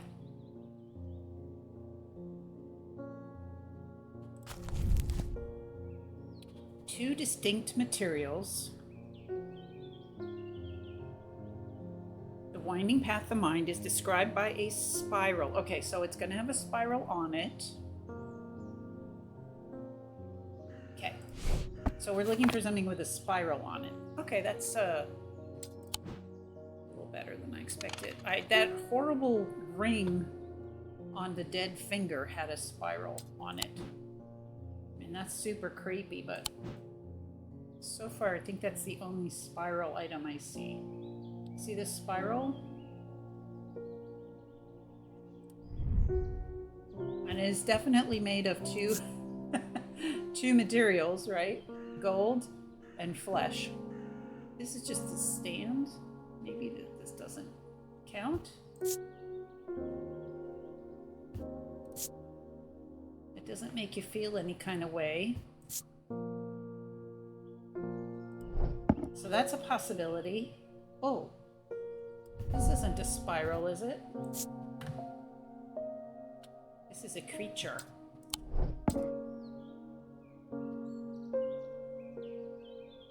Let me also look in my desk drawer. I know there's a couple items in here. Oh, this is done. Nothing spirally down here. There wasn't anything in here. Okay.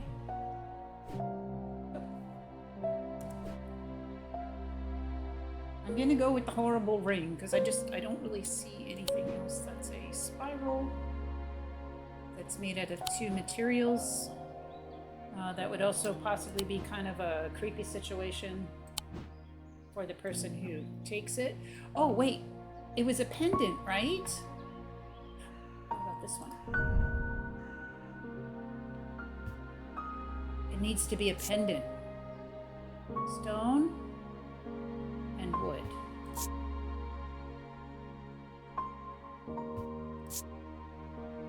All right, I think it's this one. I don't like how this makes me feel. Got it. Oh, I'm glad I last minute changed direction on that. I think it's this one. So we gave her a binding seed. Okay, phew, that was close. Shield charm. Okay, more information on a shield charm. All right, good luck with your roomie. They won't be too badly harmed by that. They should just be feel bad. They should feel bad.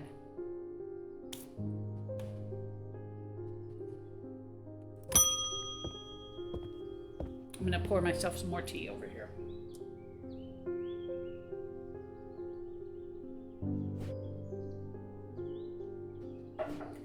So I guess the weather in this game is just like the whole day is the same weather, which makes sense, right? So whatever day we're on here, day 2 is not a rainy day. They have found a man just now in the house, that house where all them ravens were. I wish I hadn't seen, but I did. He was sheet white, but it was his eyes that are going to give me nightmares. All black they were. It was like he weren't there anymore. I don't need to wait around for another sign. I'm taking my family to Sedberg, and I'll be taking a libula to see us safely through. Okay, you will if I can figure that out for you.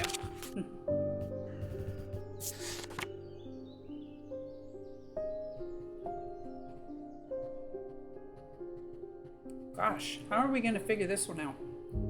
I guess there's sort of a picture here. Libulae are purported to offer reassurance in times of upheaval and change, but they are not held in high regard by most scholars of the occult. That being said, an imbuement of wisdom shows that a libula is not merely decorative. There is power in symbology, as the old thaumaturgus knew well. Okay, so we'll be looking for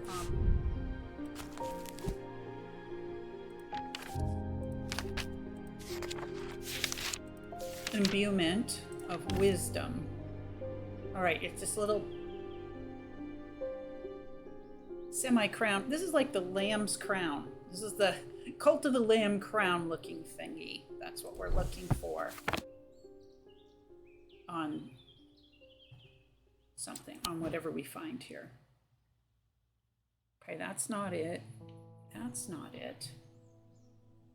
Let's see if we can find something that has like a Cult of the Lamb crown thingy. Can't look at anything in there. Again, I'm not. Oh, there we are. It's a bronze. Okay. And all right, it doesn't feel like anything, but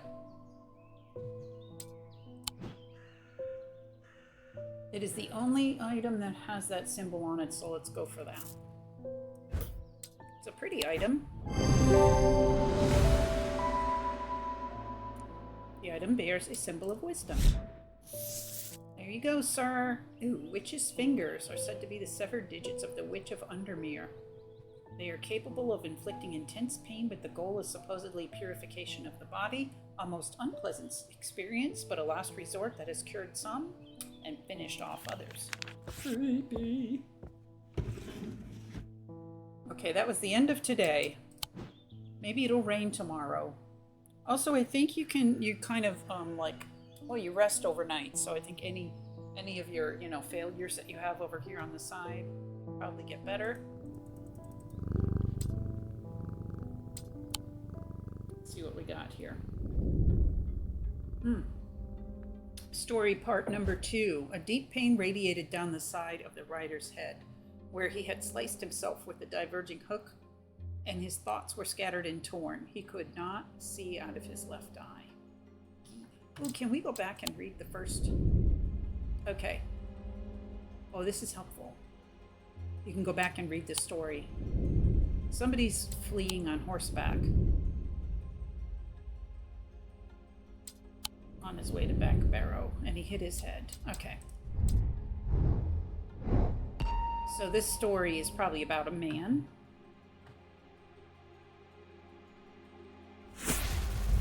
Right, and we're gonna draw a picture. Wait. How come I can't? Oh, I can go that way if I wanted to.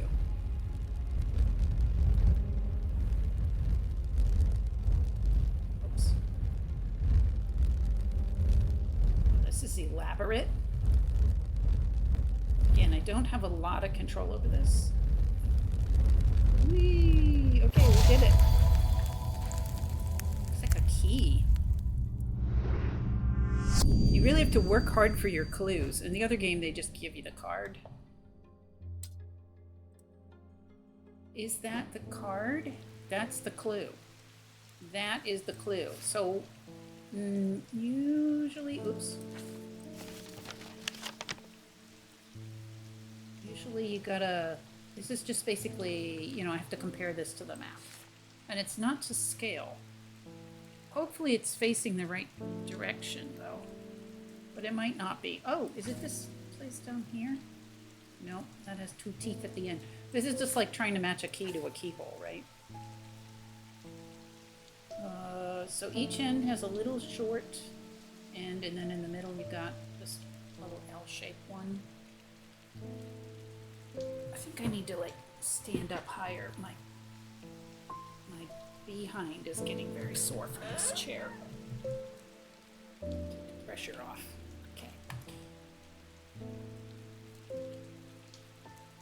I love this chair for the most part. I love it for the adjustability of it, but it's a saddle shape.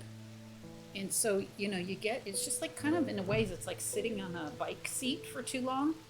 And, you know, get that pressure, you know, in certain areas, like in your sit bones or something, and you just get really tired of it. So if it gets really bad, I'll just switch to my regular chair. Or maybe I can just, if I stand up and you still see me okay. Oh, God, such a relief. Let me just stand up. Oh, thank you, legs. Since I have this whole shebang on a riser, I'll just raise it up. Yeah, okay, good. Oh, that is so much better. Oh, man. All right, enough about that. What a relief, though. Legs. I do have legs, although you can't see them right now. All right, so we are looking for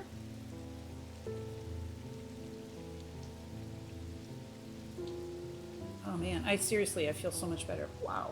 Okay, we're looking for some building, I guess. Row of buildings. Holler if you see it, but you'll probably have more trouble telling me where you see it. I don't see it. All right, let's just start at the very top here. This is just the key. I can also magnify. So it's something with a straight line down the back, easy enough. So nothing like this one down here. That has a hole in it. It's not this one. Let's just start at the bottom. Oh, could it be this one? Possibly. Yes, I think it's this one. Okay, so... Oh, Princess Street. They talked about that earlier. So can I just go here, or do I have to choose which part of Princess Street I go to? Oh, this part. This part. This part. Yeah. Right? Yay! There is a narrow gap between the two houses, and I spy a small wooden chest wedged firmly inside. Slowly, I manage to work it loose, and when it finally comes free, it shoots out onto the hard ground and snaps open, revealing its long-hidden treasures. might turn the sound effects down just a little bit. Okay, so I got a vial with some liquid in it. And another pendant. Which I guess I'll hang up over here. Then we can't see it very well.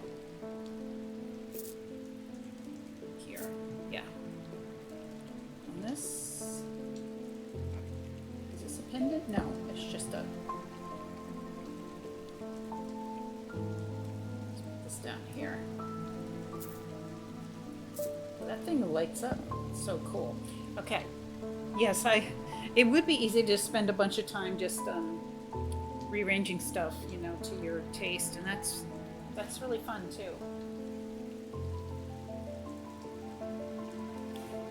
Oh, it's raining again. Also, yay.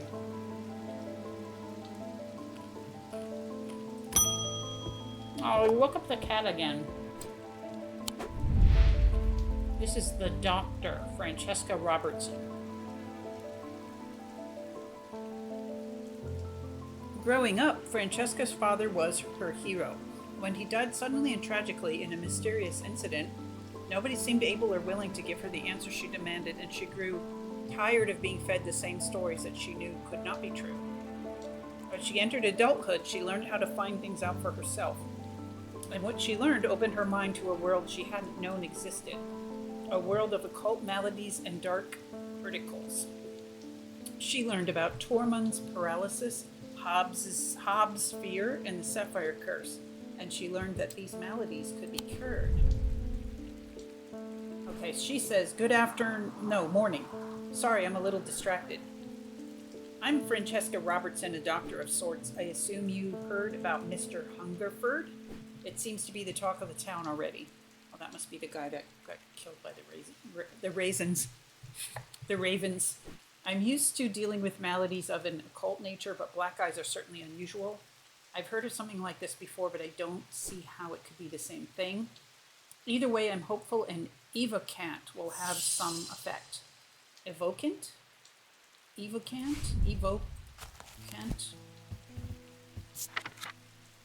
Oh, gross. Okay, so this is the thing that weighs a pound.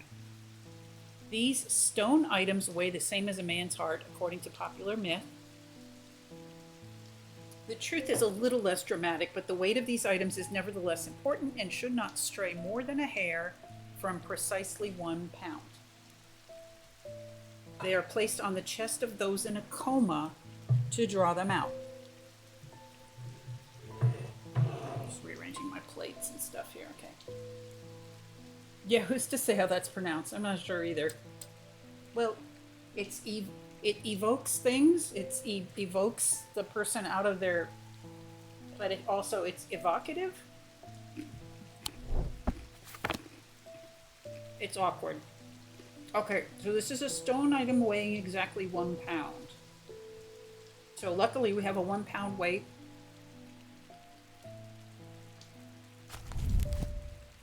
There's no clue as to like what it might look like or what type of item it is, except that it's a stone item. Okay, so we're just gonna have to weigh everything. Is this stone? It's gold, silver. Okay, no. It just looked like a thing that might weigh a pound. This we have been looking at before. It is stone and gold. We might weigh this one. I mean, it looks like a thing that you would be able to put on a scale, doesn't it? Kind of looks like a thing that would weigh a pound. So let's just try it. Oh, it weighs a little bit more than a pound. Let's put it up here with the other stone item. Definitely weighs more than a pound. I wonder why she has scratches on her face. Oops. Alright, this has got to be stone, right? Stone with red paint or possibly blood. Okay.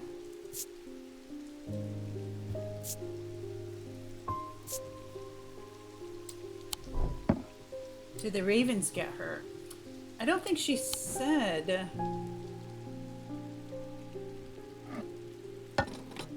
Oh, I think we might have a winner here. I'll just leave that in the scale for now.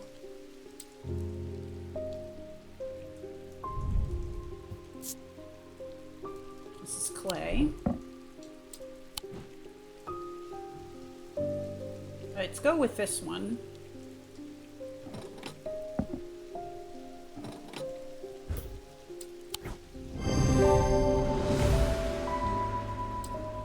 It is exactly 1 pound. Okay, and we got information on a Daedalus link, a powerful object capable of producing a levitation field. These items are surprisingly light in weight. Okay, cool. I'm curious about this eyeball thing here, aren't you? It's a green marble, iron, roll smooth. Look at it. Oh, you're creeping me out. Very cool vibes. Okay. Creepy pendant. Temperance Parker. I had a quiet chat with Edmund Bishop in the Guilty Ram last night. That must be their local tavern. He's always got an interesting story to tell, but last night he was different. I can tell he's worried, which has got me worried too. I know it's not much, but I'd like a shield charm all the same. Okay. Oh, good. This is where the check mark goes. Again, I know I'm always talking about the horticulture game, but in that game they put a check mark on the page of the item when you identify it. Here they put it in the index. Okay. Generic charms of protection have little to offer the skilled thaumaturge, but can have some small effect. An Oshadic spirit or a wandering shroud will not abide them, for example. Such charms make use of the art of symbology, an ancient and some would say primitive component of thaumaturgy. They can be made from a variety of materials, though rarely precious metals. Okay, so we want to look for, do they have like protection? Oops. It's so hard to tell what page you're on in this book. There's no index. Protection is going to be like these two interlocking diamond squares. Maybe. Let's see what we've got. I just keep going from left to right. Oh, here it is. Probably. A cheap metal of some kind. Yep, okay. Okay, let's try this one. I know I'm kind of jumping to conclusions there, but it is a cheap metal. Alright, it's a symbol of protection. And in return we got St. John's Anvil, which is a plant. Hooray. Maybe we can get more plants in this game. So what I was doing with the plant game was like putting all of the identified items together, for example. Like these guys have all been no, they haven't. But if they had been, put them all together, put all the same type of items together, so you can like really arrange stuff.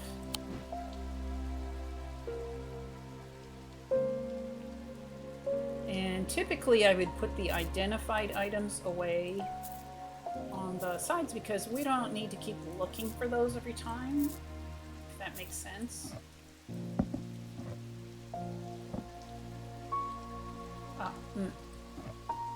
Put this guy here, this guy over here. So now we have some pendants that are not identified. Kind of makes it easier, I think. Oh, and then this was here.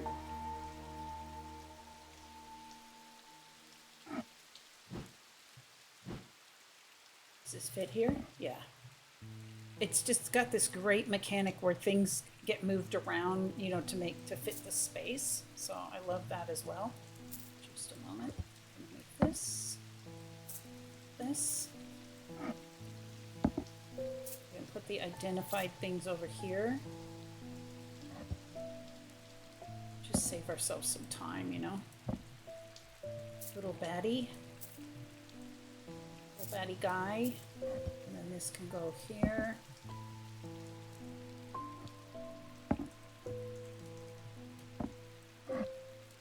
Oh, this is 10 times easier with a mouse. So thank goodness for that. And then, like I said, though, when you get new items, I think they just pop in anywhere. Wherever there's open shelf space. So then you do kind of have to just keep going back and doing these again. Put these here.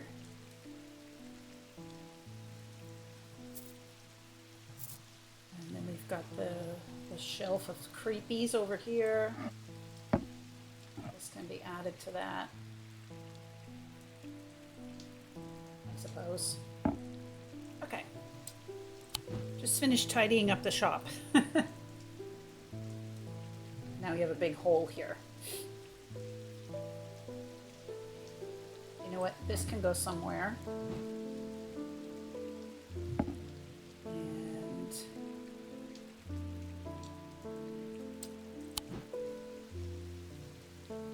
this bottle can go down here. Okay. I do feel like it's getting dark in here. Hang on just a moment, you guys.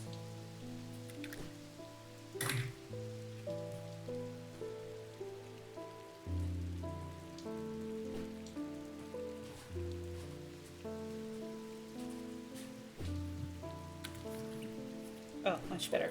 I mean, I mean, I was trying to get it to be kind of dark, but I mean, then it got crazy dark, so. It's not a sunny day here today. Of course, it's 5 p.m., but, you know, it shouldn't be this dark already. What a great tavern name. Yeah. That helps, right? That's a light that's like facing me, but it's indirect. So yeah, we do want to be able to see me. A little bit. And we'll turn up the little ring light over the tea table. That's much better. Okay, Hugh Langston says, there's something I wanted to show you. I didn't like the look of it. What is this, a glass? No, I know what it is. I didn't like the look of it, so I left it where I found it. What if it's cursed? It was hanging behind an old shed, all overgrown with ivy. Let me draw a quick map for you. There. I love when we get these notes and maps.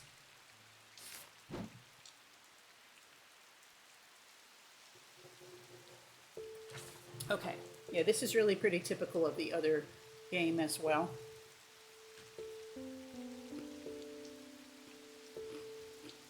So this is probably a church.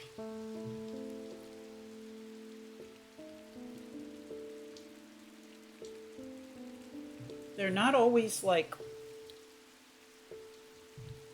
the same orientation. Oh, let's look for this little lake. Is it up here? That does look like the little lake, doesn't it?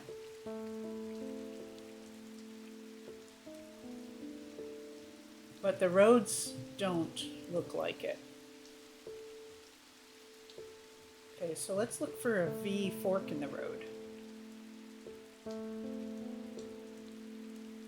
And I'm pretty sure it wouldn't be like hidden behind something else. Is it the quarry? That's definitely a church, or at least it was in the other game. Let me check the key and see if there's any other churches. Okay, number 4 is the High Green Church. Oh, so there's a church up here. We can't see the road up there. Any other churches? Undermere Church is number 28. That's over here. This church does have trees around it. Tree. Lake. Oh, it's this tiny little building here. Oh, and there's the fork. Okay, gotcha. This tiny little building. Right there. The shed is actually a wooden summer house that looks out over the pond, but it's clear that it hasn't been used in some time. Thick brambles claw their way up and over one side of the structure, and ivy covers the rest in a mottled green cloak. I find what I'm looking for to the rear. Parts of the ivy have been torn away recently, revealing an amulet hanging from a rusted nail. Something else catches my eye as I reach for it, and I notice that there's another pendant hanging next to it, almost completely hidden by the ivy. So this is a 2-for-1. Two cool, very cool pendants. So if we go back to our note, that's been checked off because we found what we needed. Okay, just a moment. I'm going to turn down the sound effects just a little. About 80%. There's only that one sound effect that that's so loud. Oh, we get to hang these up. Okay, let's hang them right here. This is a beauty. Beautiful leaves. Nice. There's even shelves down here, I just realized. There's like 3. I don't know if you can put items on. Oh, that does something. Ooh. I wonder if they have to be identified items. Now I'm all distracted. Excuse me, Verona. I'll be back in just a moment. I'll get back to you in a second. Oh. I'm putting heavy items on there just in case. Does it do anything? What does that do? I think you have to have the right 3 items, probably. When you do put it, it's like they light up a little bit. You see that? Guess I'll leave them there for now to remind me that, like, we probably need to figure out which items go there. But big, heavy items, or any items, really. Let's put the plant down here. What about this plant? Lovely. Okay, then it's not blocking so much. I like looking at them, but you can still see them like that.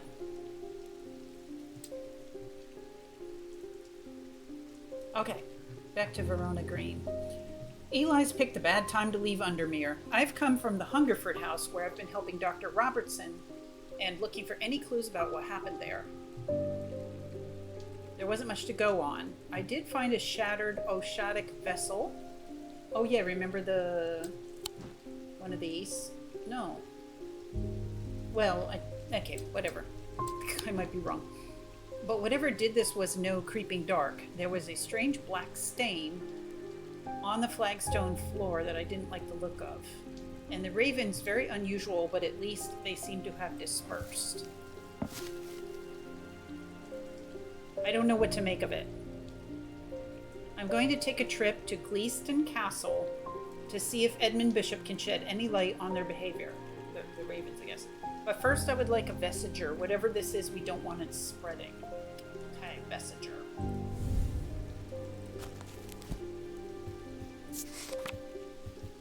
After this one, I might take a little break. I think I'm out of hot water. I think I'm out of water altogether. A vestiger can be used to prevent the spread of disease and pestilence. Among other oddities, flames burn pale blue in their presence. I mean, I don't know, is this even a sketch, or is this kind of the... Well, there's kind of a picture here.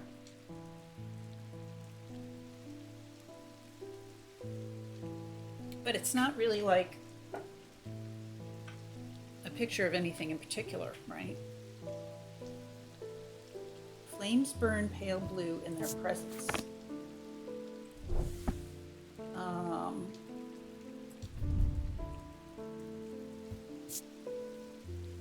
This is filled with a blue liquid. It's called...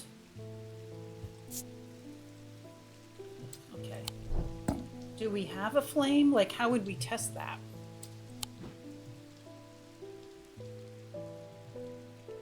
I don't think I've found any... Oh, we've got candles. Hello. All right, let's... Well, do we just hold everything by the candles?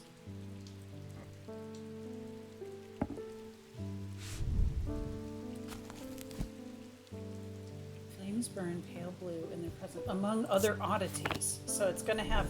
Well, I mean, isn't like everything here odd?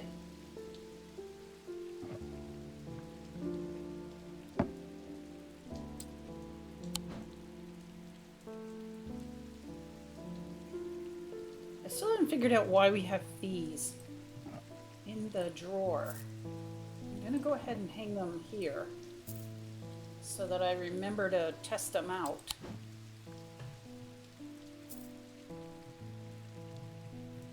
Would that even do anything?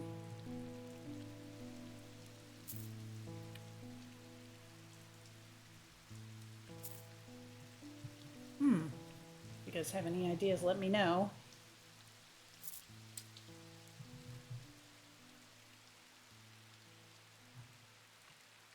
I think this might be a good time for me to take a quick break to get some more water and go to the restroom. I'm going to think on this for a moment. Okay, maybe 5 moments. Oh, let's take a hint also. I'm going to need a flame. Okay, well, we do have that. We've got some here. So I guess we're in the right direction. Got some hot water again. It's not quite as hot as I would like, but it looks like the kettle just realized that. This poor kettle, you know, and at this point, with a lot of our worldly possessions and appliances and whatnot, we're just trying to make them last long enough until we move, because there's no point in buying another kettle, you know. And I even brought one home from work that I had in my office over there, and the reason I took that to work was that it was not working very well already, so I'm not going to start using that one again. This one has the great advantage of having this little gooseneck spout, so you can really accurately pour the water, but what's not so accurate anymore seems to be the thermostat. It's struggling quite a bit.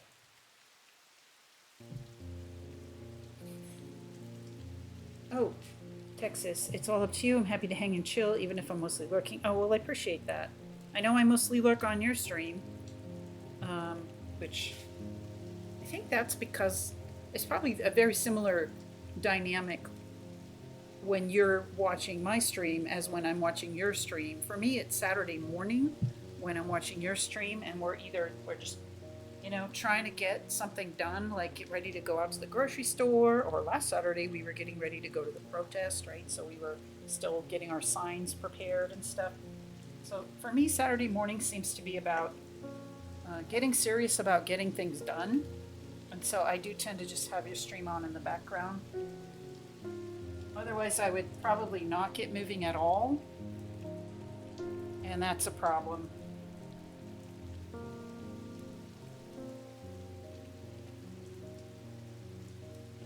All right, there we are. I also used my witchiest looking strainer here.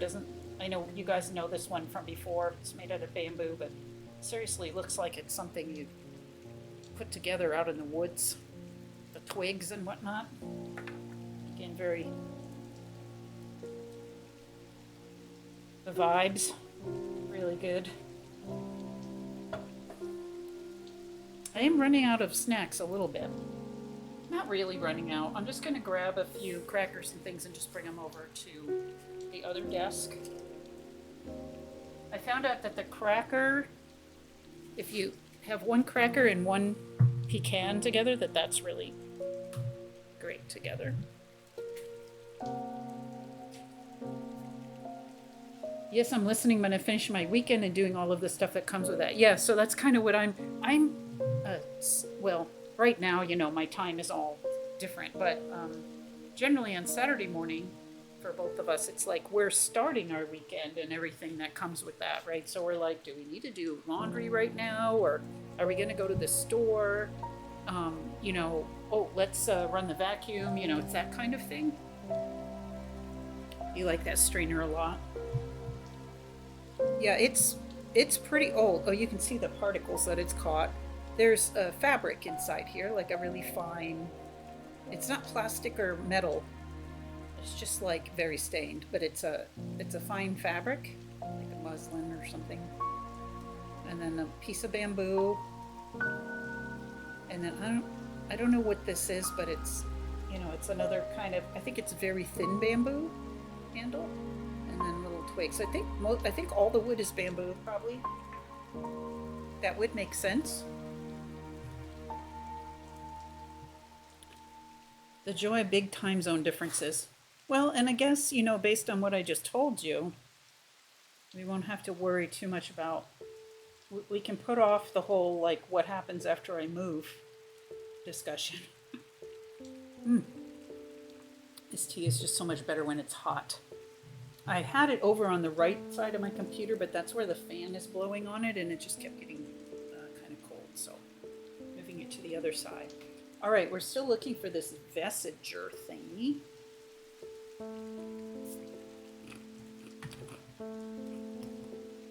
Which makes flames burn blue, among other oddities. And it may or may not have something like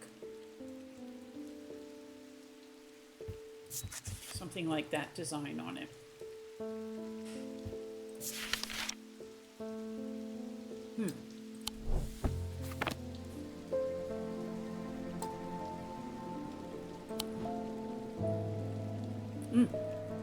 The cracker plus the unsalted nut is perfection, because the crackers are a little too salty on their own. Very good. When are we ever going to get in here? I love this locked cabinet that my uncle told me not to go into. Okay, well, it's going to be an item that's not been identified. What is this? I'm trying to put something on there. You can't put anything on there. Okay. Oh, that was this, right.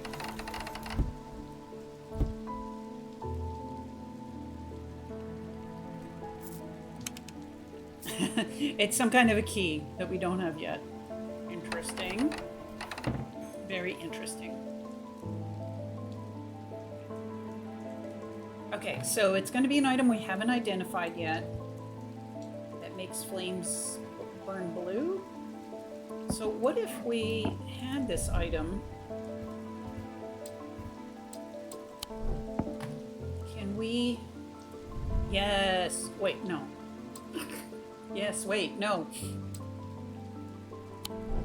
That's just a candle. I was hoping there'd be like a... Like if I highlighted the candle,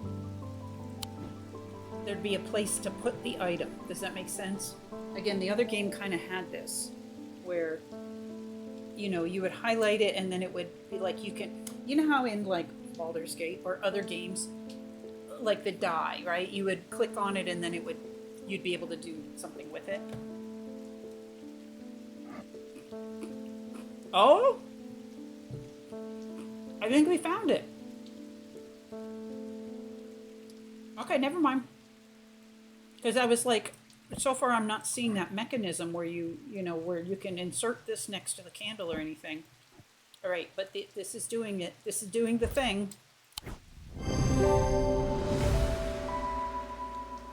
Using a candle, I am able to confirm that flames burn blue in its presence. Okay. There's your Vesiger. Book content for a Moonstone Guardian. Okay. Cool.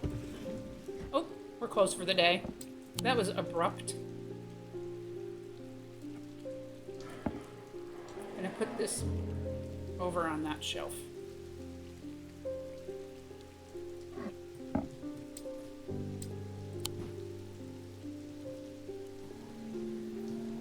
So anyway, I'm always open to, yeah, your suggestions about what you might want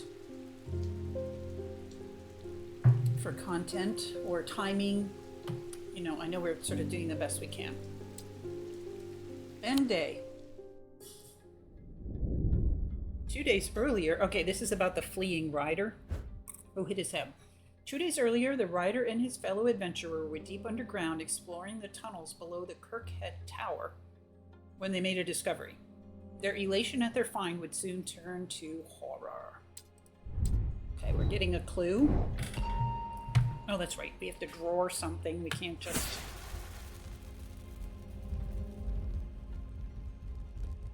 Okay, I'm getting a little better at this. Looks like a key. Oh. Okay. Whoop.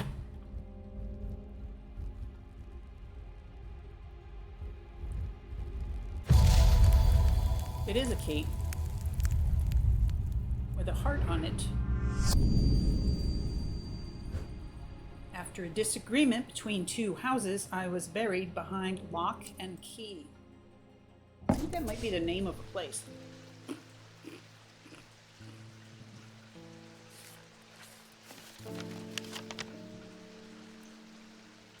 Up, up. Lock House is number 7. Might be that. And Keystone Manor is number 13. Okay, lock and key is right there. So what would constitute behind lock and key? Oh, probably here. Let's try it. Lock, key, empty lock. A large flat slab of granite marks the otherwise empty field. It bears an inscription. On this spot in the year 1813, Arthur Key did shoot and kill the beloved horse of Wellington Lock. Buried at the foot of the slab, I find an unlocked chest containing a handful of legal documents, as well as a pistol and another item that catches my attention. There's a picture of it.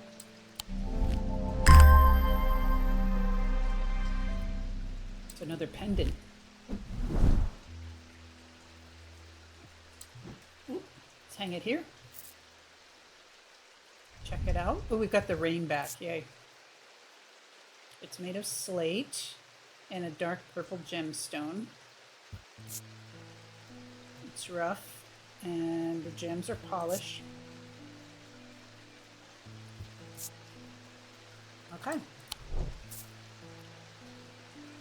This is so cool, right? I'm going to move the creepy items over. Do they fit here? They do. Pet the cat.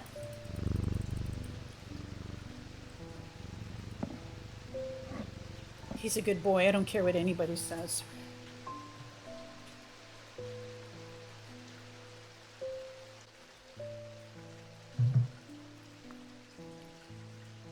Oh, I know what I was going to ask you all.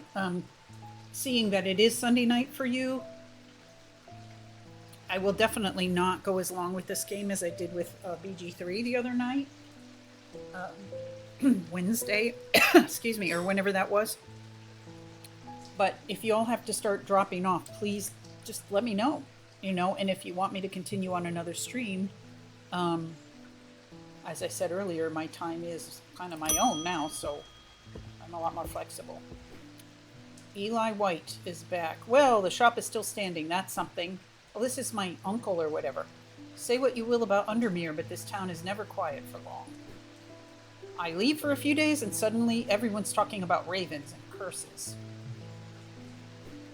I'm going to need to find Verona to get up to speed on what's going on. At least I didn't come away from Ravenglass empty-handed. Oh, so he brought something. I can always rely on Quiet Susan to unearth an interesting trinket or two. Who's Quiet Susan? This is a cute item. Love that. Is that also a pendant? It's more of a jar, isn't it? That's quite large. The items get cooler and cooler. It's green porcelain with white feathers and a pinkish gemstone. It's cool and smooth. Feathers are soft. It smells like rotten egg. Okay. Ew. Okay. It can just sit up on the shelf over there. That was neat.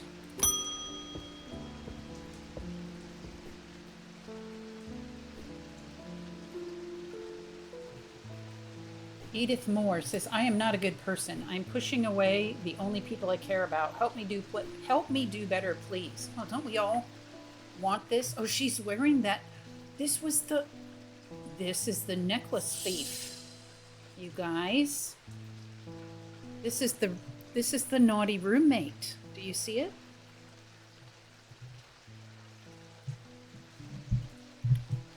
This is our jewelry thief. I'm going to move my microphone a little bit. Let me know if that still works okay. She's wearing the binding, whatever that was. The binding snare, the binding seed. She's wearing the binding seed. So I think she stole this. Help me do better, please. I have to change, but I don't know how. What do you have that can help me banish my inner demons and make the changes stick this time? So she's feeling terrible about it because she stole this.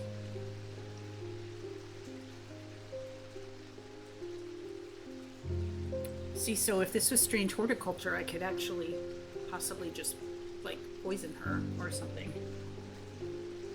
Not that I would do that. Goodness, no. Just collecting some food. Hang on a second. Some food and some tea.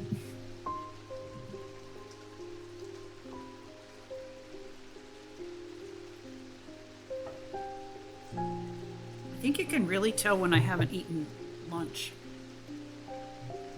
because I just munch the whole time during stream.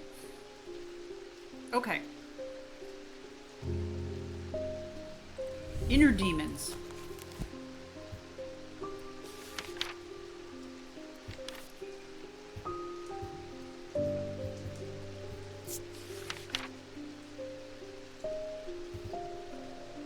Dark Death Demon. Horn Shackle. Let's give her the Horn Shackle. We already know about it. I already forgot what it looks like, but we'll find it. Because everything's neatly labeled. It was a totem. It was, here we go. Let's give her the Horn Shackle. Oh no. Alright, that was hopefully that was a good thing to give her. Do better. Be better. But that would have been an opportunity to, like, give her something. Whatever the other item was that her roommate requested earlier, or that we could have chosen to give her. You remember? I don't remember what the choice was, but.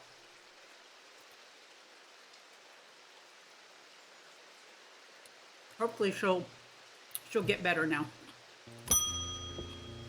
Francesca Robertson.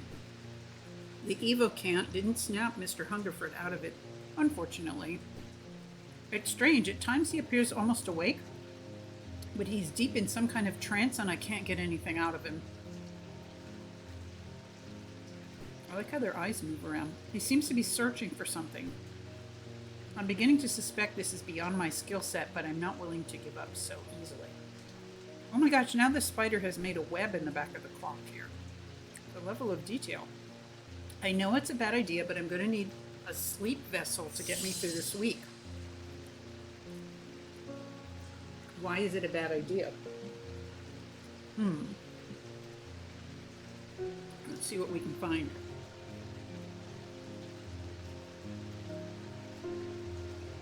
Oh, Alexis is talking about wander stop.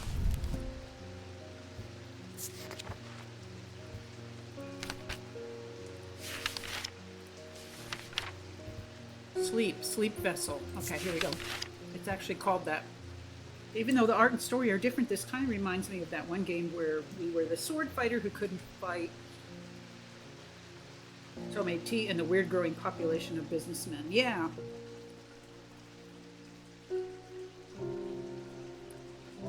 That reminds me of something else I could be doing with my time, and I will during the week, is prepare another YouTube video on Wander Stop. And they would probably do better if I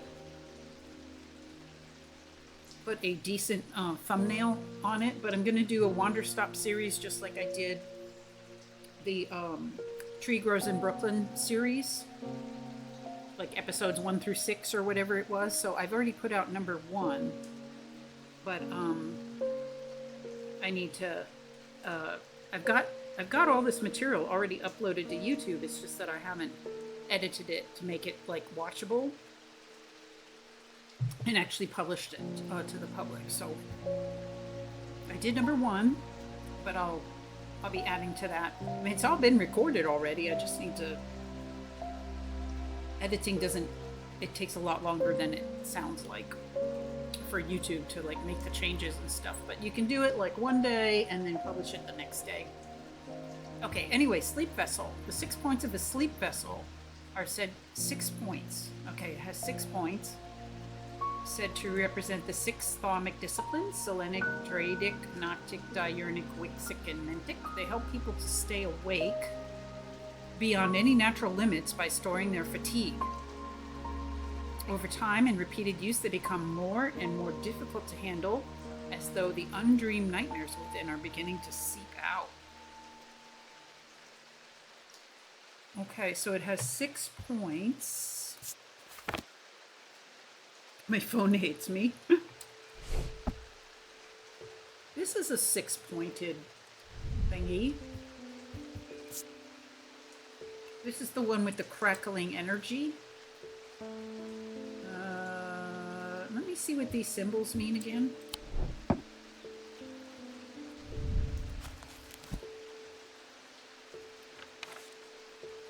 Protection.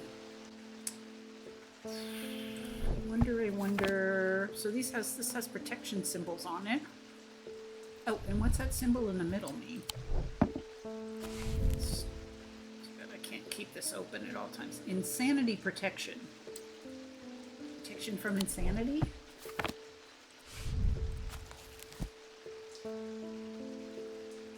I don't know. It's kind of protection from nightmares. Okay, everything over here is already identified, so I don't need to keep coming back here. Let's not forget we have these items. This is a 6-pointed something. Iron and bronze. Somewhat painful. It's painful to the touch. Okay, this has spheres inside, so it could be this one.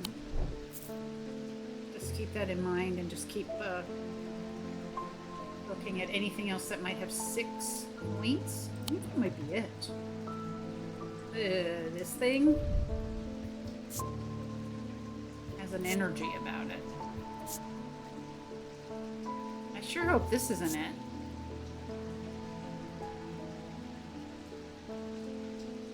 Alright, let's quickly look at... Is this an open eye? Let's quickly look at what symbols that might be. Foresight. Alright, I'm going to go with the other one first. Oh, yeah, we got it. Okay, so that was a sleep. Oh, we got resonance compass. That was a sleep vessel. I don't know why that was in my desk, but I'll hang it up here.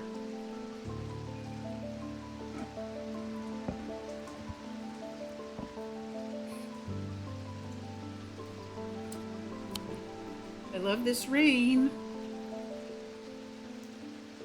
Yeah, so what I was saying earlier is I could go at least another half an hour, which would just be a 4-hour stream tonight. But, you know, like I said, if you guys have to start dropping off, please let me know, and we'll just think about where I could leave off, or whatever whatever you prefer.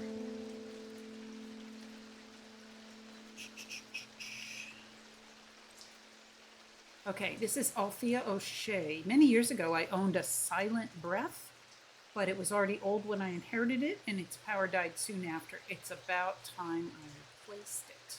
What even is that? Do I have?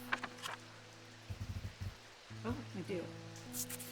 I thought these were in alphabetical order, but there are those that consider the white heart a prize to be claimed, but there is no glory to be had from killing such a noble guardian of the forest. A silent breath contains a small token taken from a living white stag. While the stag lives, the item will retain its power, allowing the bearer to sense danger before it arrives. So this is going to have a small token taken from a living white stag. I mean, this is a stag.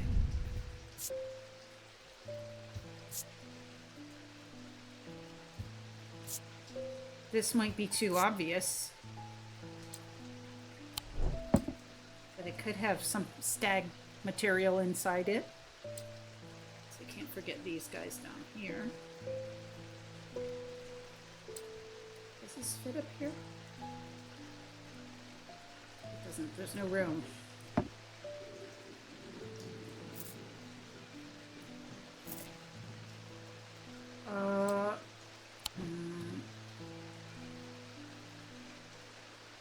I guess I'll start with that stag and hope for the best. I don't really see what else it could be.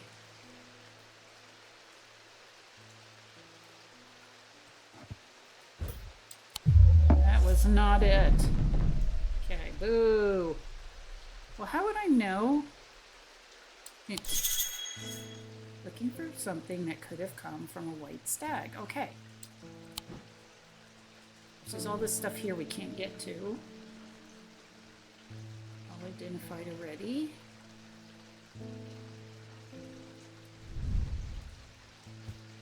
This was a hunter's boon. That was like a tooth or something. What do we have that could have come from a white stag?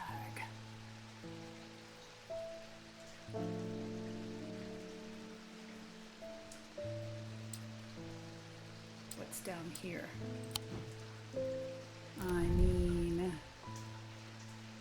this is clay painted to look like bone, so that isn't even bone.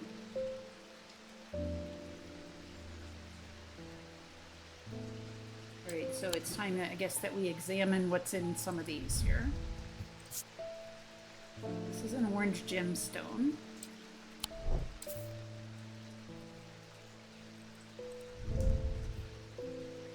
This is another orange gemstone. To my knowledge, gemstones don't come from stags. This is gold and silver.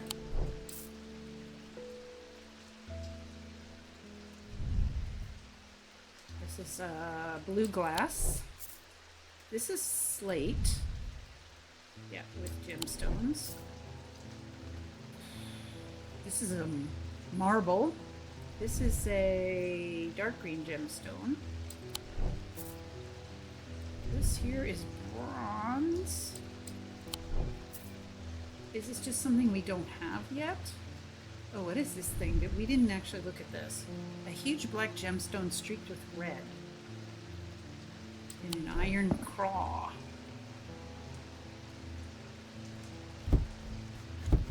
Nothing in there. What's this guy? It's a green glass bottle. Cool and smooth, papery. Oh, when I shake it, it rattles. Oh, it could be inside here. Alright, we can try this one, because there might be... Let's try it, I guess. I'm out of options.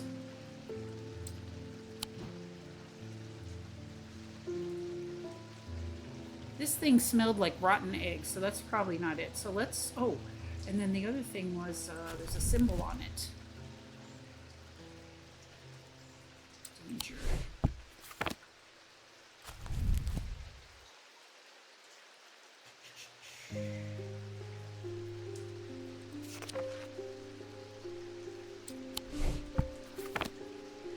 The symbol is just like a cross.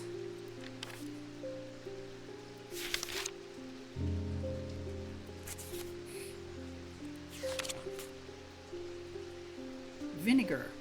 Oh. This is the symbol for vinegar, but there's something solid inside this bottle.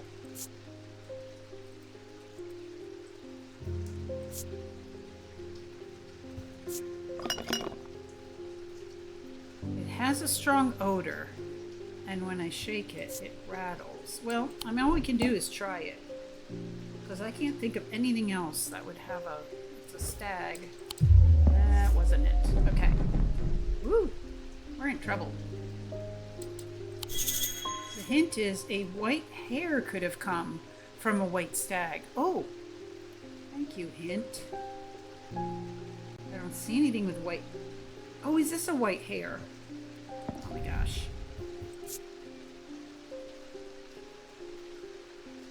There it is.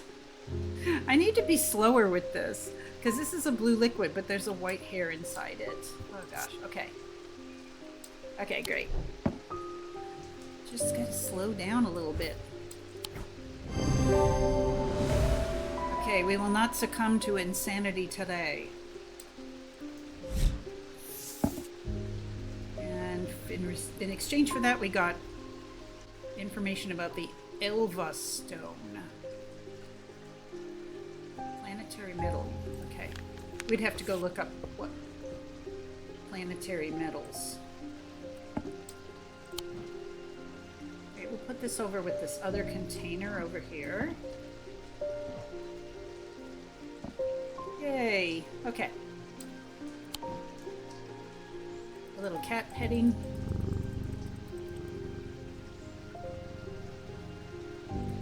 Next. How may I help you? Rufus Shelley says, I've always wanted to try a Daedalus link. I have a personal interest in the celestial branch, so I'm not completely new to such things, nor am I ignorant of the risks. Right. And now I have a good reason for it. I need to take care of some roof repairs, and this would seem the safest way to approach it. Oh, is this like Feather Falls? Let's see what that is.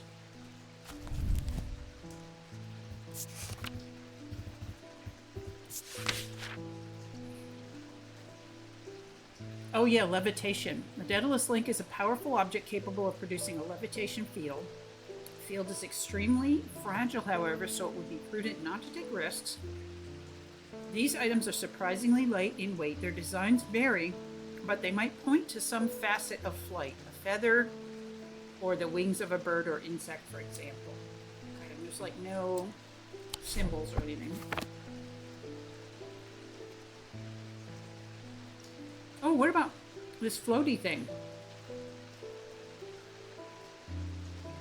And it would be a celestial item. I don't know if that would really... I don't know if these symbols are going to show up anywhere.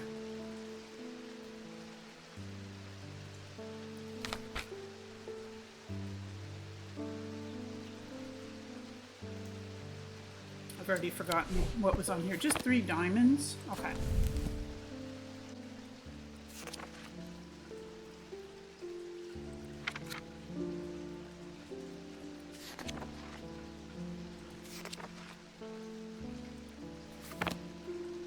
I am loving this rain. Alright, this makes sense, but we'll go ahead and put it on the scale.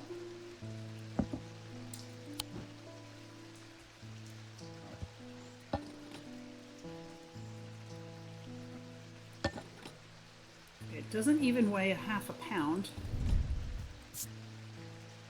in spite of the fact that it's made of stone.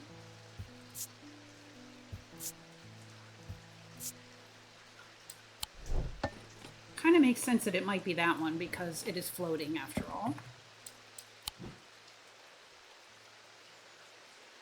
But we can try some other things and just see if anything else is like surprisingly light. Nope. This does have feathers on it. It's heavy.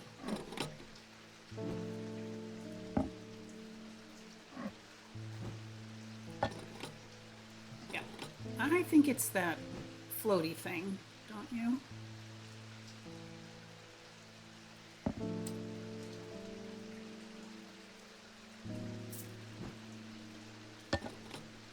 I mean, this weighs more than that.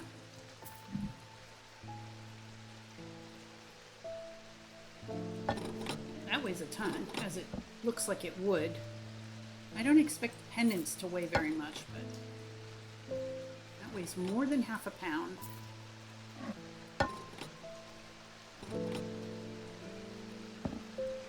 This weighs less than half a pound.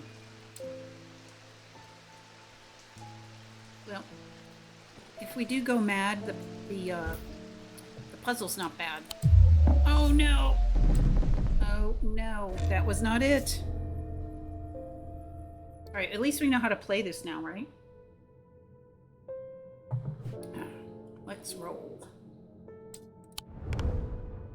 So we need 2 of a kind, 2 of a kind, 2 of a kind, and 2 cats. So let's... Oh, we've got it. So that's 1.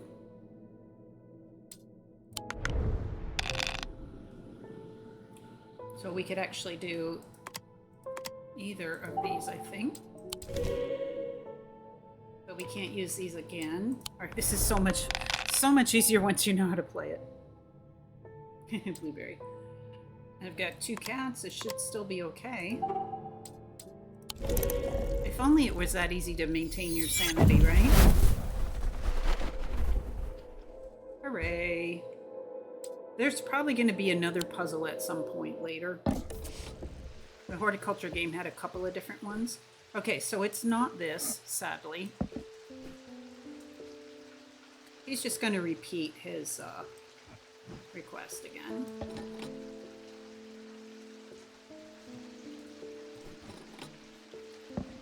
Right, so we're looking for something that's surprisingly light.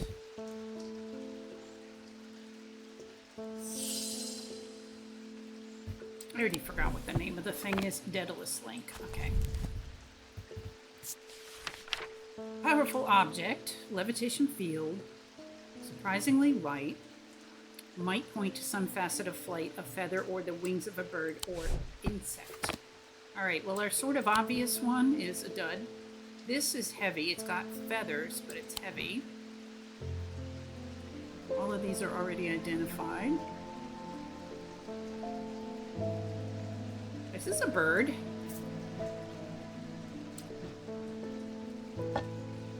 Ooh, I think it might be this one.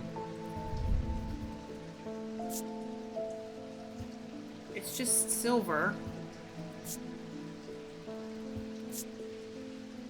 Alright, let's try this one. It is a bird and it weighs almost nothing. Yay! Bird motif. Very lightweight. Okay. We got information on the Cushic Purifier.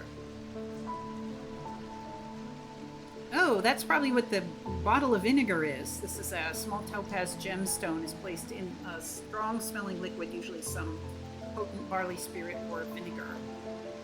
Cool. Try to keep that in mind when we need it.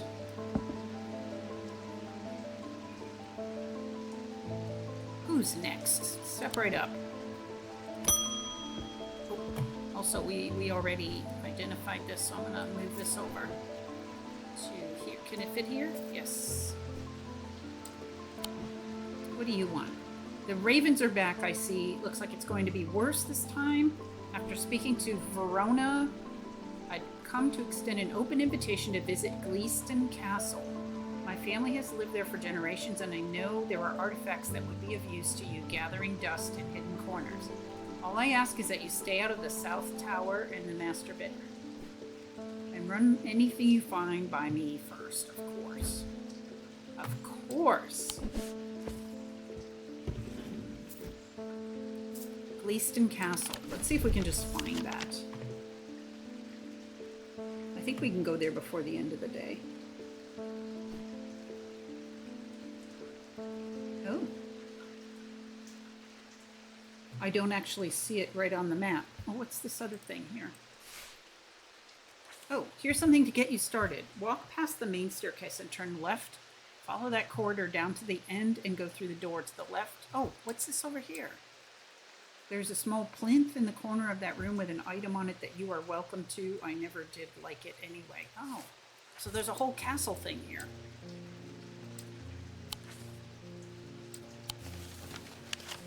Haha! Here's the castle. Here's the town, and here's the castle. It's a whole separate map. Walk past the main staircase and turn left. Okay, where's the main staircase? Look at all this stuff.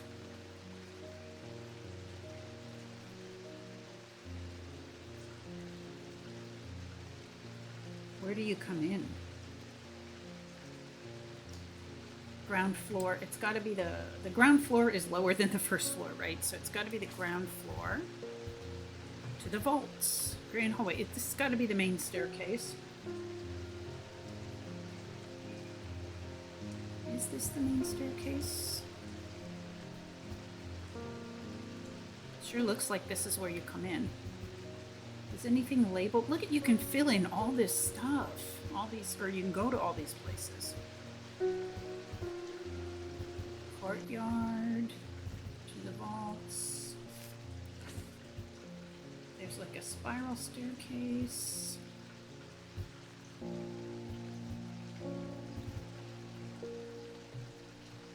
Okay, follow that corridor down to the end and go through the door on the left. So this is the main staircase, and you go up here. Follow that to the end. Go through the door to the left. That's got to be this, right? Let's try it. I should not have come here.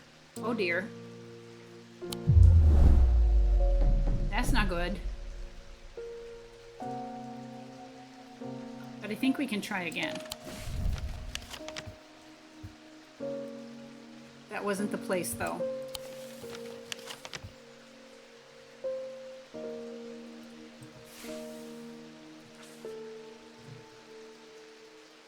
Follow that corridor to the end. Oh, oh. Okay, that's that corridor. Okay, it's got to be this room. Yes. The plinth is not hard to spot in the corner of the room next to a small writing desk. A glass jar houses the object mentioned in Edmund's note. As I gather the item and turn to leave, my eye is drawn to a green book on the desk. The author's name is of particular interest. I pick it up and find Edmund on my way out, who encourages me to take it with me. I try to insist paying for it at least, but he won't entertain the idea. We got a book about gemstones. Hooray. Okay, and then this can go on my desk, I think. Nice. This might be a good place to end this stream for today. I do have to sneeze, though. Excuse me. Or at least at the end of this day, right? Why is this happening? There we go. Let's read the book and stuff, but we got a stone and silver item. I'll put that on the shelf over here. How are you guys feeling? It hasn't quite been 4 hours, but it seems like a good time to end after we look at this book. Cool. Okay, so it's telling you what all the properties are. Amber, amethyst, aquamarine, bloodstone, etc., etc., etc. I wonder if you get more pages for this as you go on. Does it fit there? It does. You're feeling good, like to keep going, or you're feeling good to call it here? I'm kind of okay either way, frankly. Just want to see how folks are doing. I cannot believe how much of this tea that I've drank, but it's very easy drinking. The right puer.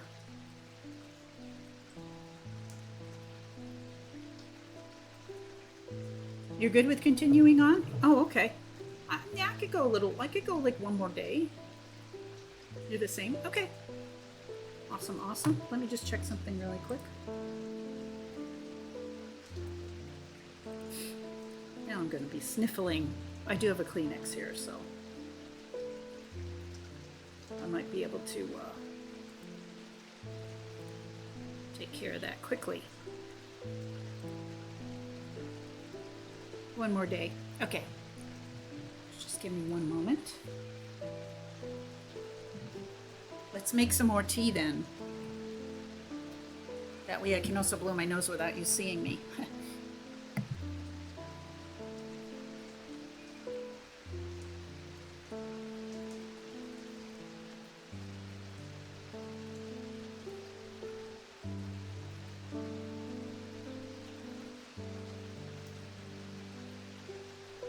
Okay, honestly would have thought that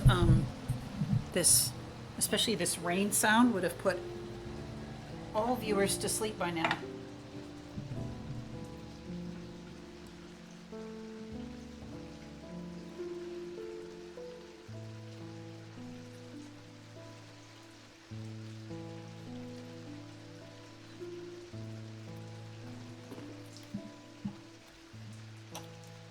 Let's give it a little moment.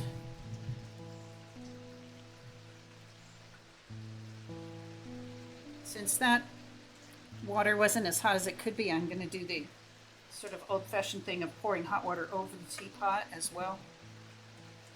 It just sort of keeps it hot enough to really, brew the tea.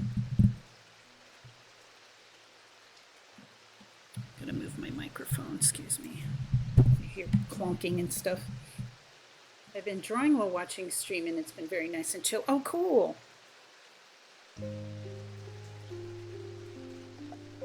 Yeah, this seemed like a really nice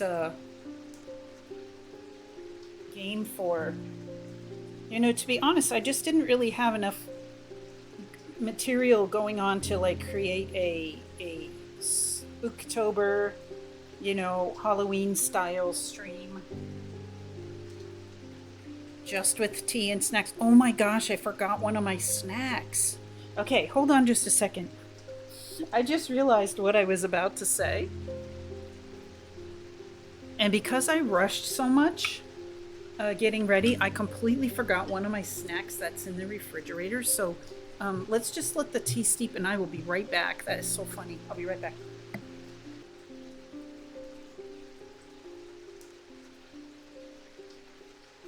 I cannot believe I forgot this. It was kind of the whole thing for Halloween. Look at my little pastry. I bought this like We've got plenty of snacks to choose from. Hey Barbs. Sorry, I just bolted out of here for a second. All right, let me pour my tea. First things first.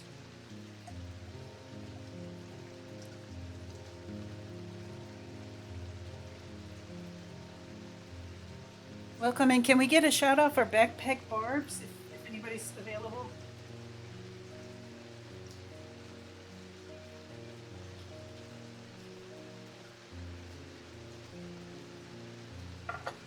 Today I had streamer brain.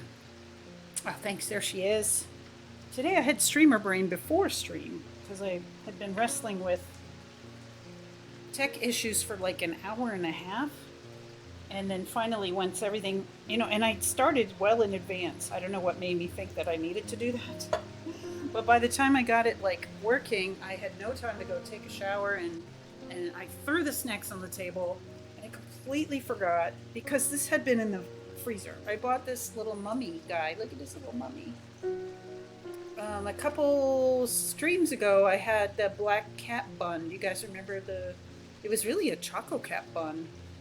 It was like a chocolate or black cocoa bun. And the Japanese bakery had that and had this mummy, which is supposed to be pumpkin spice inside. And I bought them both at the same time and put this one in the freezer because I didn't want to eat them both in the same week. And then I was like, I'll bring it out for this stream. So just when I was about to say I don't have any Halloween themed snacks, because I'm really not going to eat Halloween candy, you know, I just remembered that it was wrapped up, you know, but it's been in the fridge. And I just was in such a rush, I forgot. Totally forgot to bring him out. Yeah, so he's a pumpkin spice mummy. So we're going to have to take a bite, at least. I'm a little bit full now from all my other snacks, but here's what it looks like. I think the icing and stuff here is just for decoration. I don't think it's chocolate inside at all. It's a bread. You know how Japanese, a lot of things are made out of like a soft bread. So let's go ahead and just bite or rip. Maybe this will be soft. Oh yeah. So it's pumpkin inside. Look at that. Gosh, I can't believe I could have been eating this the whole time. I can't believe I forgot him.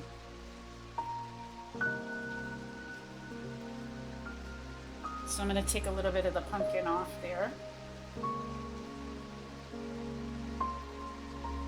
I won't need supper tonight. Better late than never. Yeah, I would have felt really silly if I finished upstream and then was just like, oh yeah, look what was in the fridge.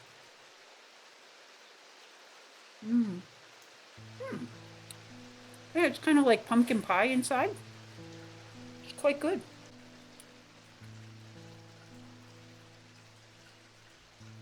Nice. Okay. Anyway, welcome in, Barbs. We're playing Strange Antiquities. That is actually good if you like that kind of thing. It's like pumpkin pie filling in a bread.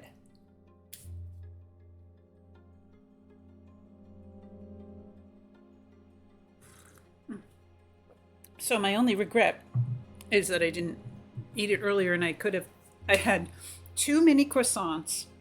I could have just had one. I ate all these crackers and stuff, like I really didn't probably need all of that. Okay, end of the day, number 4. At the end of a long passageway, after days spent clearing away dangerous rock falls, the duo came upon a chamber. In it, they found a small stone tomb, too small to contain human remains. Oh yeah, Barbs, I had little cheddar cheese mini croissants. They are gone, though, because I was hungry. I hadn't had lunch. Okay, so you can see how many days. It goes up to 17 days. So we're about a third of the way through.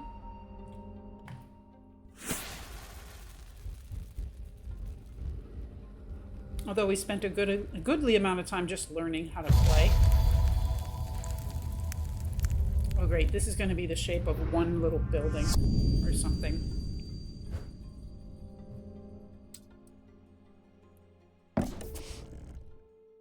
But yeah, a good croissant is very good.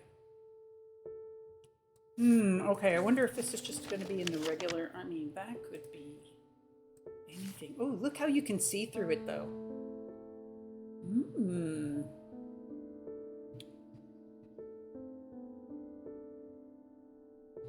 But there's nothing that's to scale.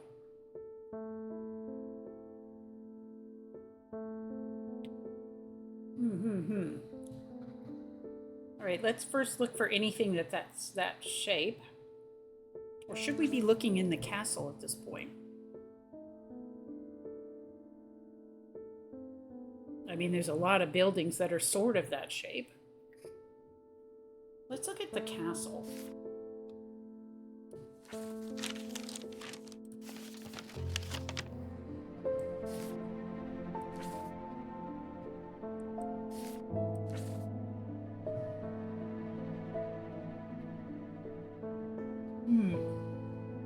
I don't see any rooms that are that shape.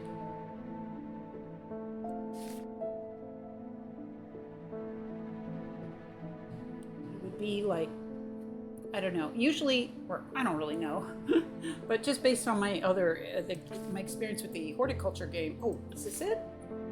Oh yeah, I think that's it. I was gonna say when you have something with an opening like that, it's usually the same size. So let's see if we can travel to whatever this room is here.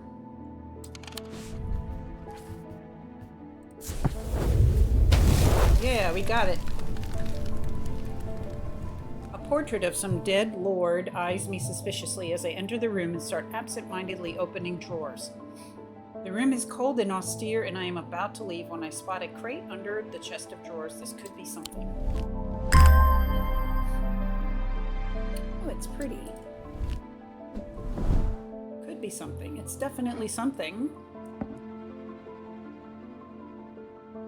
All right, kitty cat break. I remember, like, these just are sitting here, but I have no idea if they want to be sitting here. They're just kind of to remind me that you can put things here. I'm sure that there'll be a puzzle involving that at some point, right?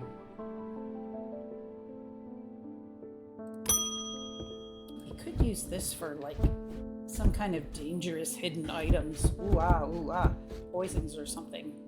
Right now we don't have anything to put in there. Mailman's here. Not sure about this fog today. It's an eerie atmosphere out there, especially with those damn ravens back again. It's usually fierce black dogs I have to worry about, not big black birds. Better off inside, I reckon.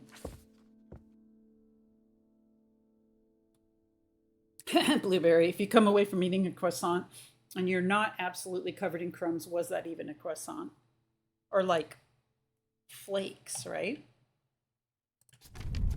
Letter with the wax seal on it, of course. The triangle has intrigued me ever since I first heard about it as a young boy. What caused the pine trees to grow like that? Did someone plant them? I know you'll at least have heard of it, but did you know this? I calculated the exact center point, and there's a small clearing there. It can't be a coincidence. What's more, there is a certain energy about it, not entirely welcoming either. I wonder if you might take a look for yourself. Thomas Pope and his little dog Hamish. And your little dog, too. Let's put that away for now. A triangle of pine trees. Here it is. I guess. It's called Heathwood. Not to be too hasty, but I mean, that's a pretty obvious triangle right there. Center point. There's a small clearing in the center point. Let's try it. It doesn't seem like we run out of gas or anything when we travel, so. Sure enough, as I approach the center of the curious triangular copse at the heart of Heathwood, I come across a clearing. A tree that has been split in two stands in the center. Sunlight breaks through and I take a deep breath of cleansing pine and earth. Almost immediately, I am struck by a sense of ominous power, and my intuition tells me that there is something unusual here at the heart of the wood. I examine the broken tree and notice some strange marking carved into the trunk. Heart beating faster, I spot something else embedded in the wood. 3 pendants arranged in a triangle shape. Wow, bonus. Oh yeah, okay, at least this game just gives you the pendants and then you can hang them up anywhere. I appreciate that because, like I said, the horticulture game just throws the plants on your shelf anywhere. Just anywhere, just any which way. And that makes it really tough. So we've got 2 hands together. Let's put this skinny one here too. And it did move things over a little bit. Okay, we got lots of pendants.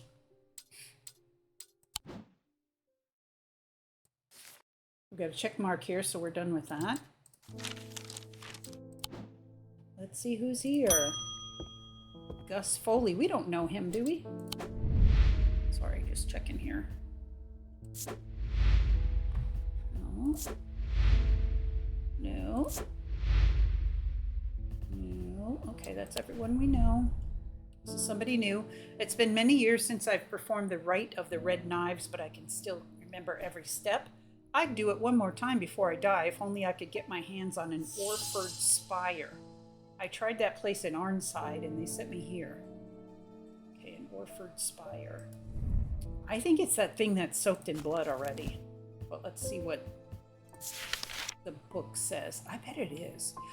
During the rite of the red knives, an Orford spire is fully submerged in goat's blood for 9 days and 9 nights. When performed correctly, the rite is said to impart vitality and clarity of thought, although perhaps not for the goat.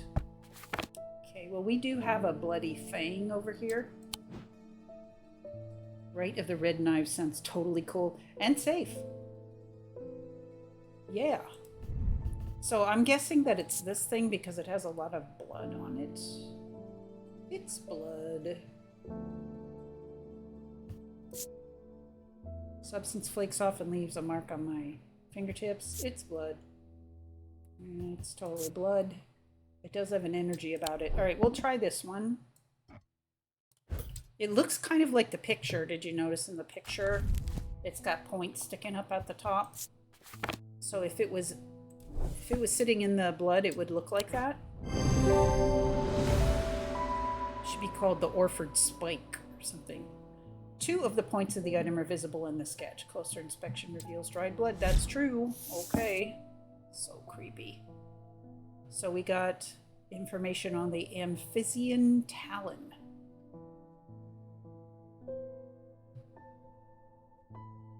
Okay. Some pictures and whatnot. This is just going to go back on the shelf where it was, which is fine. I think. I'm trying to keep all the things I need to identify, like in this view right here. Oh, my uncle's back. I guess it's my uncle. I need to go away for a few days again. The Order of the Black Veil will have the information I'm looking for. Well, they were in the other game, too. They seek to understand the world beyond death, drinking an elixir that sinks them into a deep trance. Yeah, I made that in the other game. If I'm right, they may be able to shed some light on these events. The only problem is, I burned that bridge long ago. Could you hand me that Guise of Lillian? It won't be the first time I've used one to get around their hatred of me. Okay, so this is a disguise or something.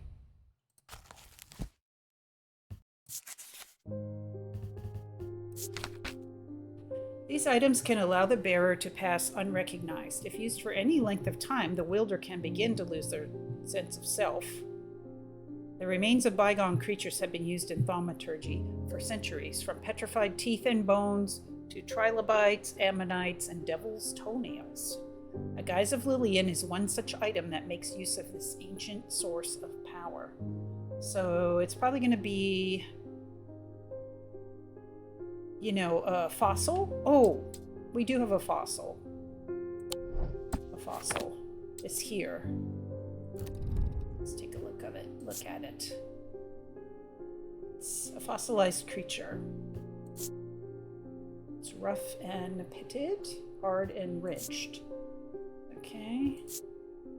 I notice a slight out-of-body feeling, like my hands belong to somebody else. Okay, let's try that one.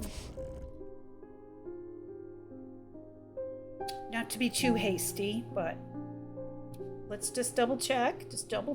I don't think we have anything else that's like a fossilized or a bone. We're in good shape mental-wise, so let's try that one. Yeah, it looks like it's a piece of fossil. It looks like ammonite. Okay, cool. Okay. And then we got information on the Tenebrin cloak. Where did it put that? It put it back on my shelf somewhere? Oh, it put it over here. I wonder why. Didn't like it down there? I guess those items maybe can have to be... No, I can put it back there. I thought maybe they have to be unidentified items. I just threw it back on the shelf entirely someplace else. Oh, we got a new bio. Rebecca Rose. Hello. Oh, is that a cat? No, it's a dinosaur. My eyes have completely gone now, but it's good to know I still have my cat senses. Oh, I'm sorry, lady. Oh, yeah. I do hope I'm in the right place. My daughter told me about a shop that specializes in unusual items. My life's joy has always been painting. Without that in my life, I'm afraid I'm in a bit of a loss. I know that I will never see again, but is there anything in your collection that might help me paint again? I feel a little foolish for asking. Oh, it seems such a small thing, but to me it means everything. Either Ares Remnant or Spirit Eye. Here's another choice, right, where I can... I'm gonna have another bite of my mummy. I'll not be needing dinner tonight. Maybe I'll just have a salad for dinner. That sounds like the best plan.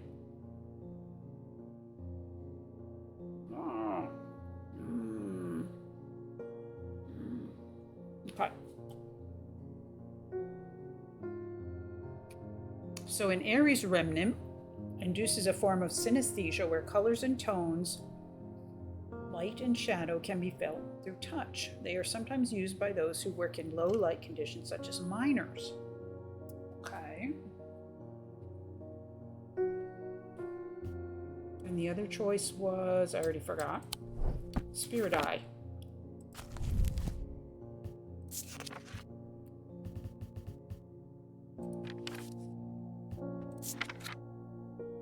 There are some who stay away from spirit eyes, believing them to be a window into a world that should not be seen, and others who deride their fear as nothing more than superstition. It is not clear exactly what they do show. Another layer beneath the visible world, perhaps? A layer that requires something more than the traditional senses to experience? They draw their power from the opposing symbols inscribed upon them. I think I'd rather go with the first. Seems like a safer choice.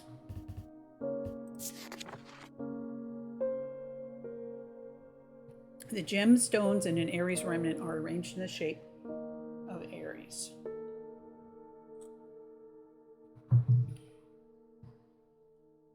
Sounds fine. So this kind of game is replayable, right? So you can make different choices.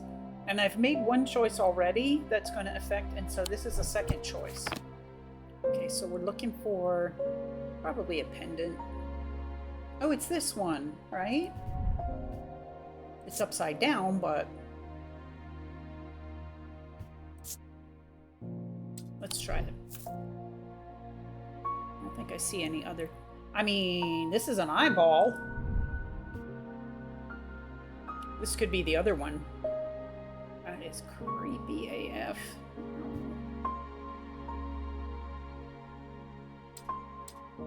That's probably the riskier one. So let's see if we get... Alright, that was the Ares Remnant. Okay, cool. So we got information on the Scythian Charm.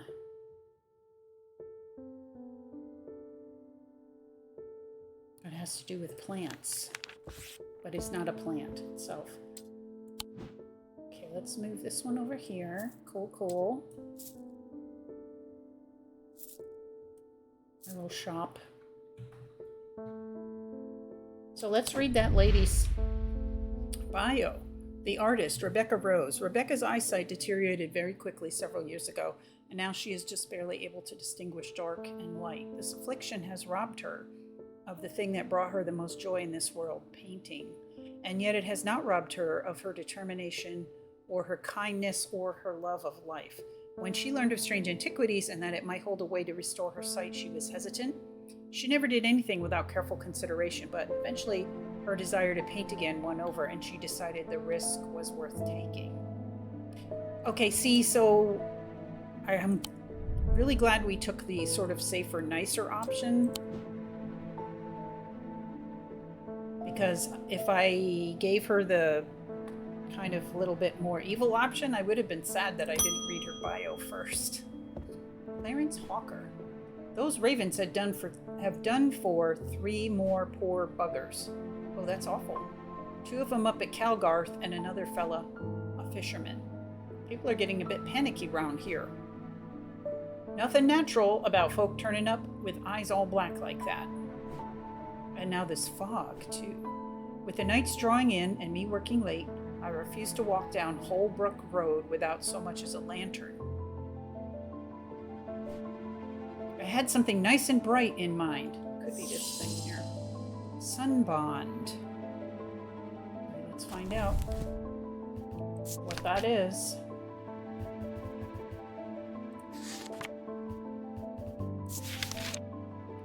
A sunbond is small and lightweight, designed to be carried discreetly and made of a non-precious metal of some kind, housing a gemstone of light. They carry the warmth and the light of the sun, a brightness that can pierce the darkest gloom. Okay, so now we have gemstones.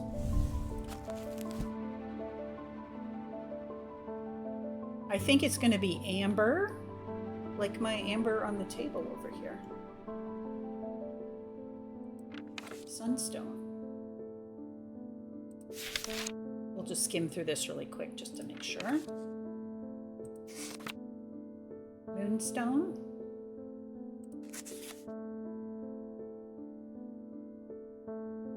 Topaz. Okay, it's definitely amber, so we're looking for something that's probably a pendant, but it's a non-precious metal.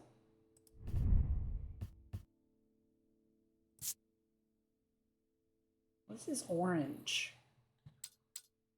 That doesn't really look like amber to me. And amber's not really orange. Now we got a page all the way back. This does not seem to have an index. Yellow or orange. Okay, okay. Excuse me. Oh, I'm burping up pumpkin. So it could be one of these two, most likely. Does this have a gemstone? No. It's bronze and bronze. And then this is a green. Okay, so it's one of these two guys. Wood, gold. Okay. So it's got to be this one here. Would love to have a piece of amber with an insect in it. Yeah, let me take a look again at the one. I don't think mine has. Get my fingers out of the way. It does have inclusions in it, which is hard to see with this. Gotta focus it.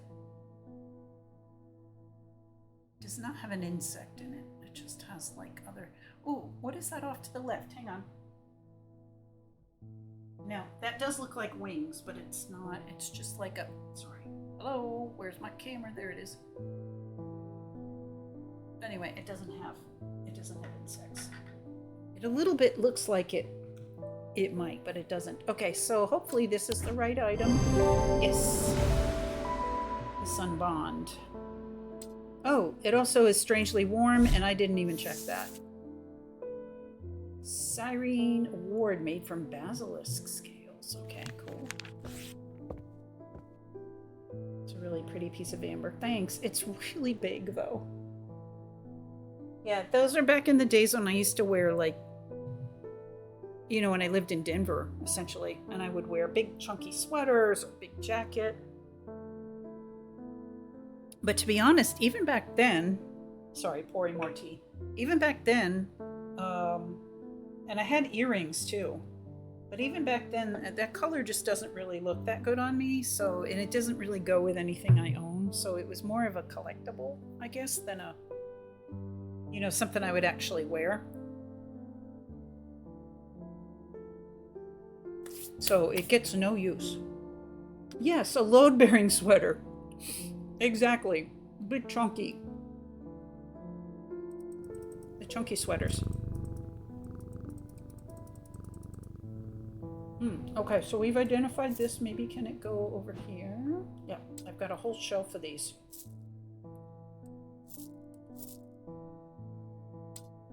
Pendants, we know what they are. It's too bad it stopped raining. Oop. All right, we're reading this person's bio now. We're not messing around anymore.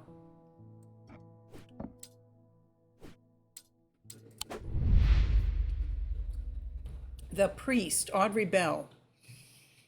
Followers of the warrior god Holgar are not easy to come by, but they make up for their low numbers with zeal and grandiosity.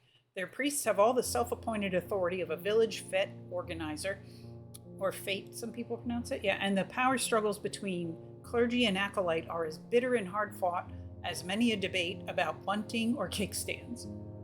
It really sounds like we're taking her seriously. Audrey has strong opinions about death and the afterlife, perhaps forgetting that the god she follows is best known for sending thousands of people reluctantly to it, but had very little to say about its substance. And notice for each of these people there's like a symbol, you know, about kind of like what they do. Okay, she says, bend your ear to the trees. Hold your palm out to the wind. The ravens can feel it, can you? Something is stirring. I will need a Holgan Grim in the coming days. Okay, what is that? Holgan Grim. These eerie creations are worn by priests of Holgar in various rituals relating to death and the afterlife. The sacrament to ask for his protection, Wolf Song's truth to seek his judgment, Path of the Warrior to help the dead find their way. Okay, can I click on any of those? All right, it just goes back to this. So it's an eerie creation.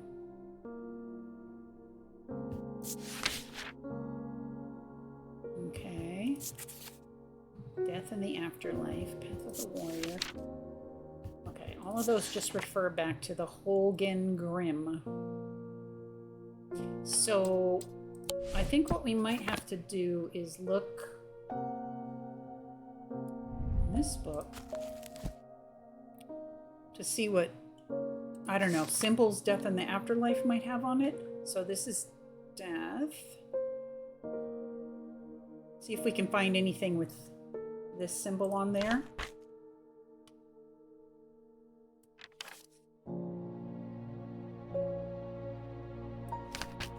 They don't have gods in here, do they?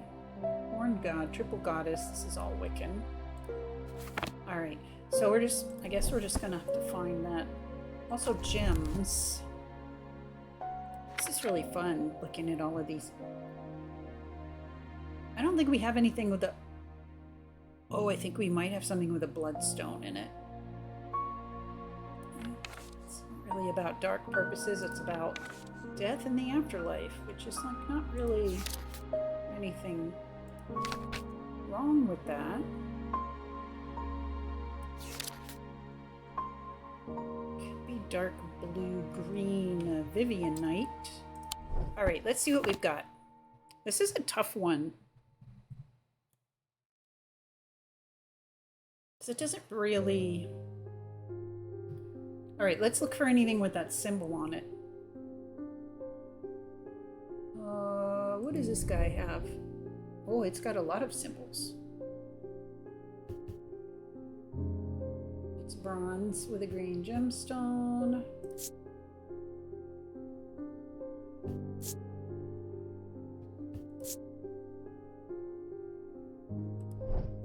That has a lot of symbols on it. This one has a black gemstone. So it's a possibility.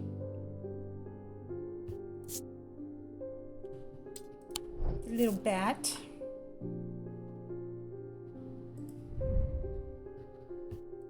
This has a lot of gemstones. Yellowy orange, black, dark green.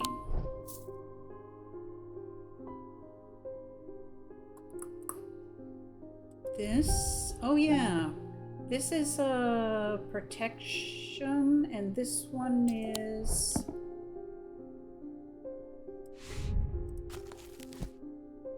I'm gonna go all the way back through the pages. Protection from rain.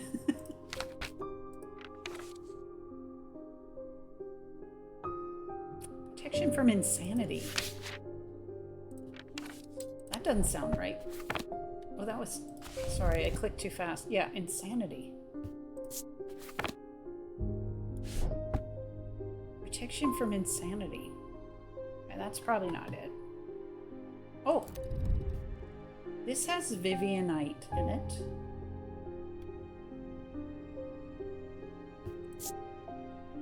Foreboding.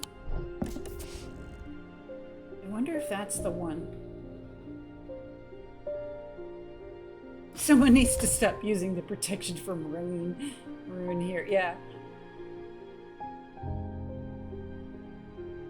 Okay, it's an eerie creation. Okay, we're doing well on, like, mistakes. So let's try this one first, I guess.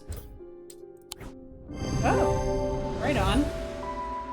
The mask is an eerie... Oh, it's a mask. That's why it was on a stand like that. It's an eerie item that can be worn. The sketch shows a priest wearing the mask with their back to us. Oh, I saw the little horns. Gosh, that was tricky. Using the index, we can find a sketch of Holgar, to whom the mask bears a striking resemblance. I just got it from the fact that it was kind of... gives a creepy feeling and had Vivianite. Lead heart. Cool, cool. All right, we'll come back to that. Now I'm curious again about... Okay, so he's wearing it as a mask. Oh, Holgar. But, like, I don't see a sketch of Holgar anywhere. So.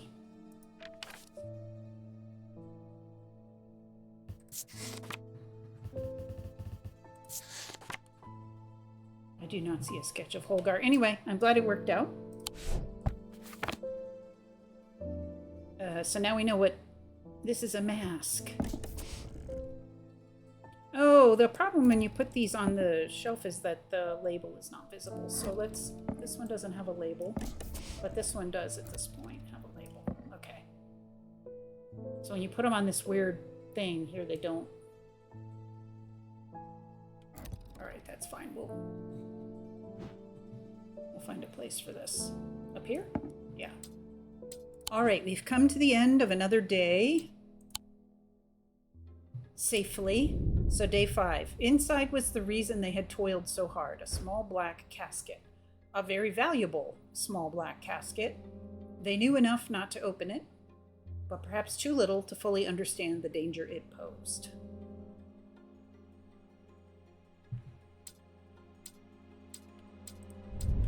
Alright, I'll go ahead and finish out this part so I don't know where it saves or... Oh, which way should I go? We'll go this way.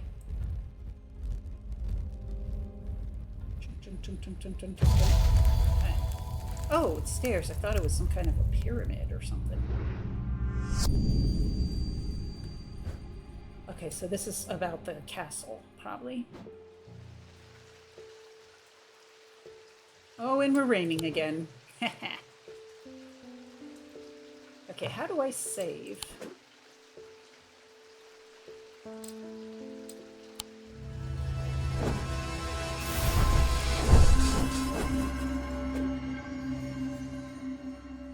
Do I just exit? Is it self-saving?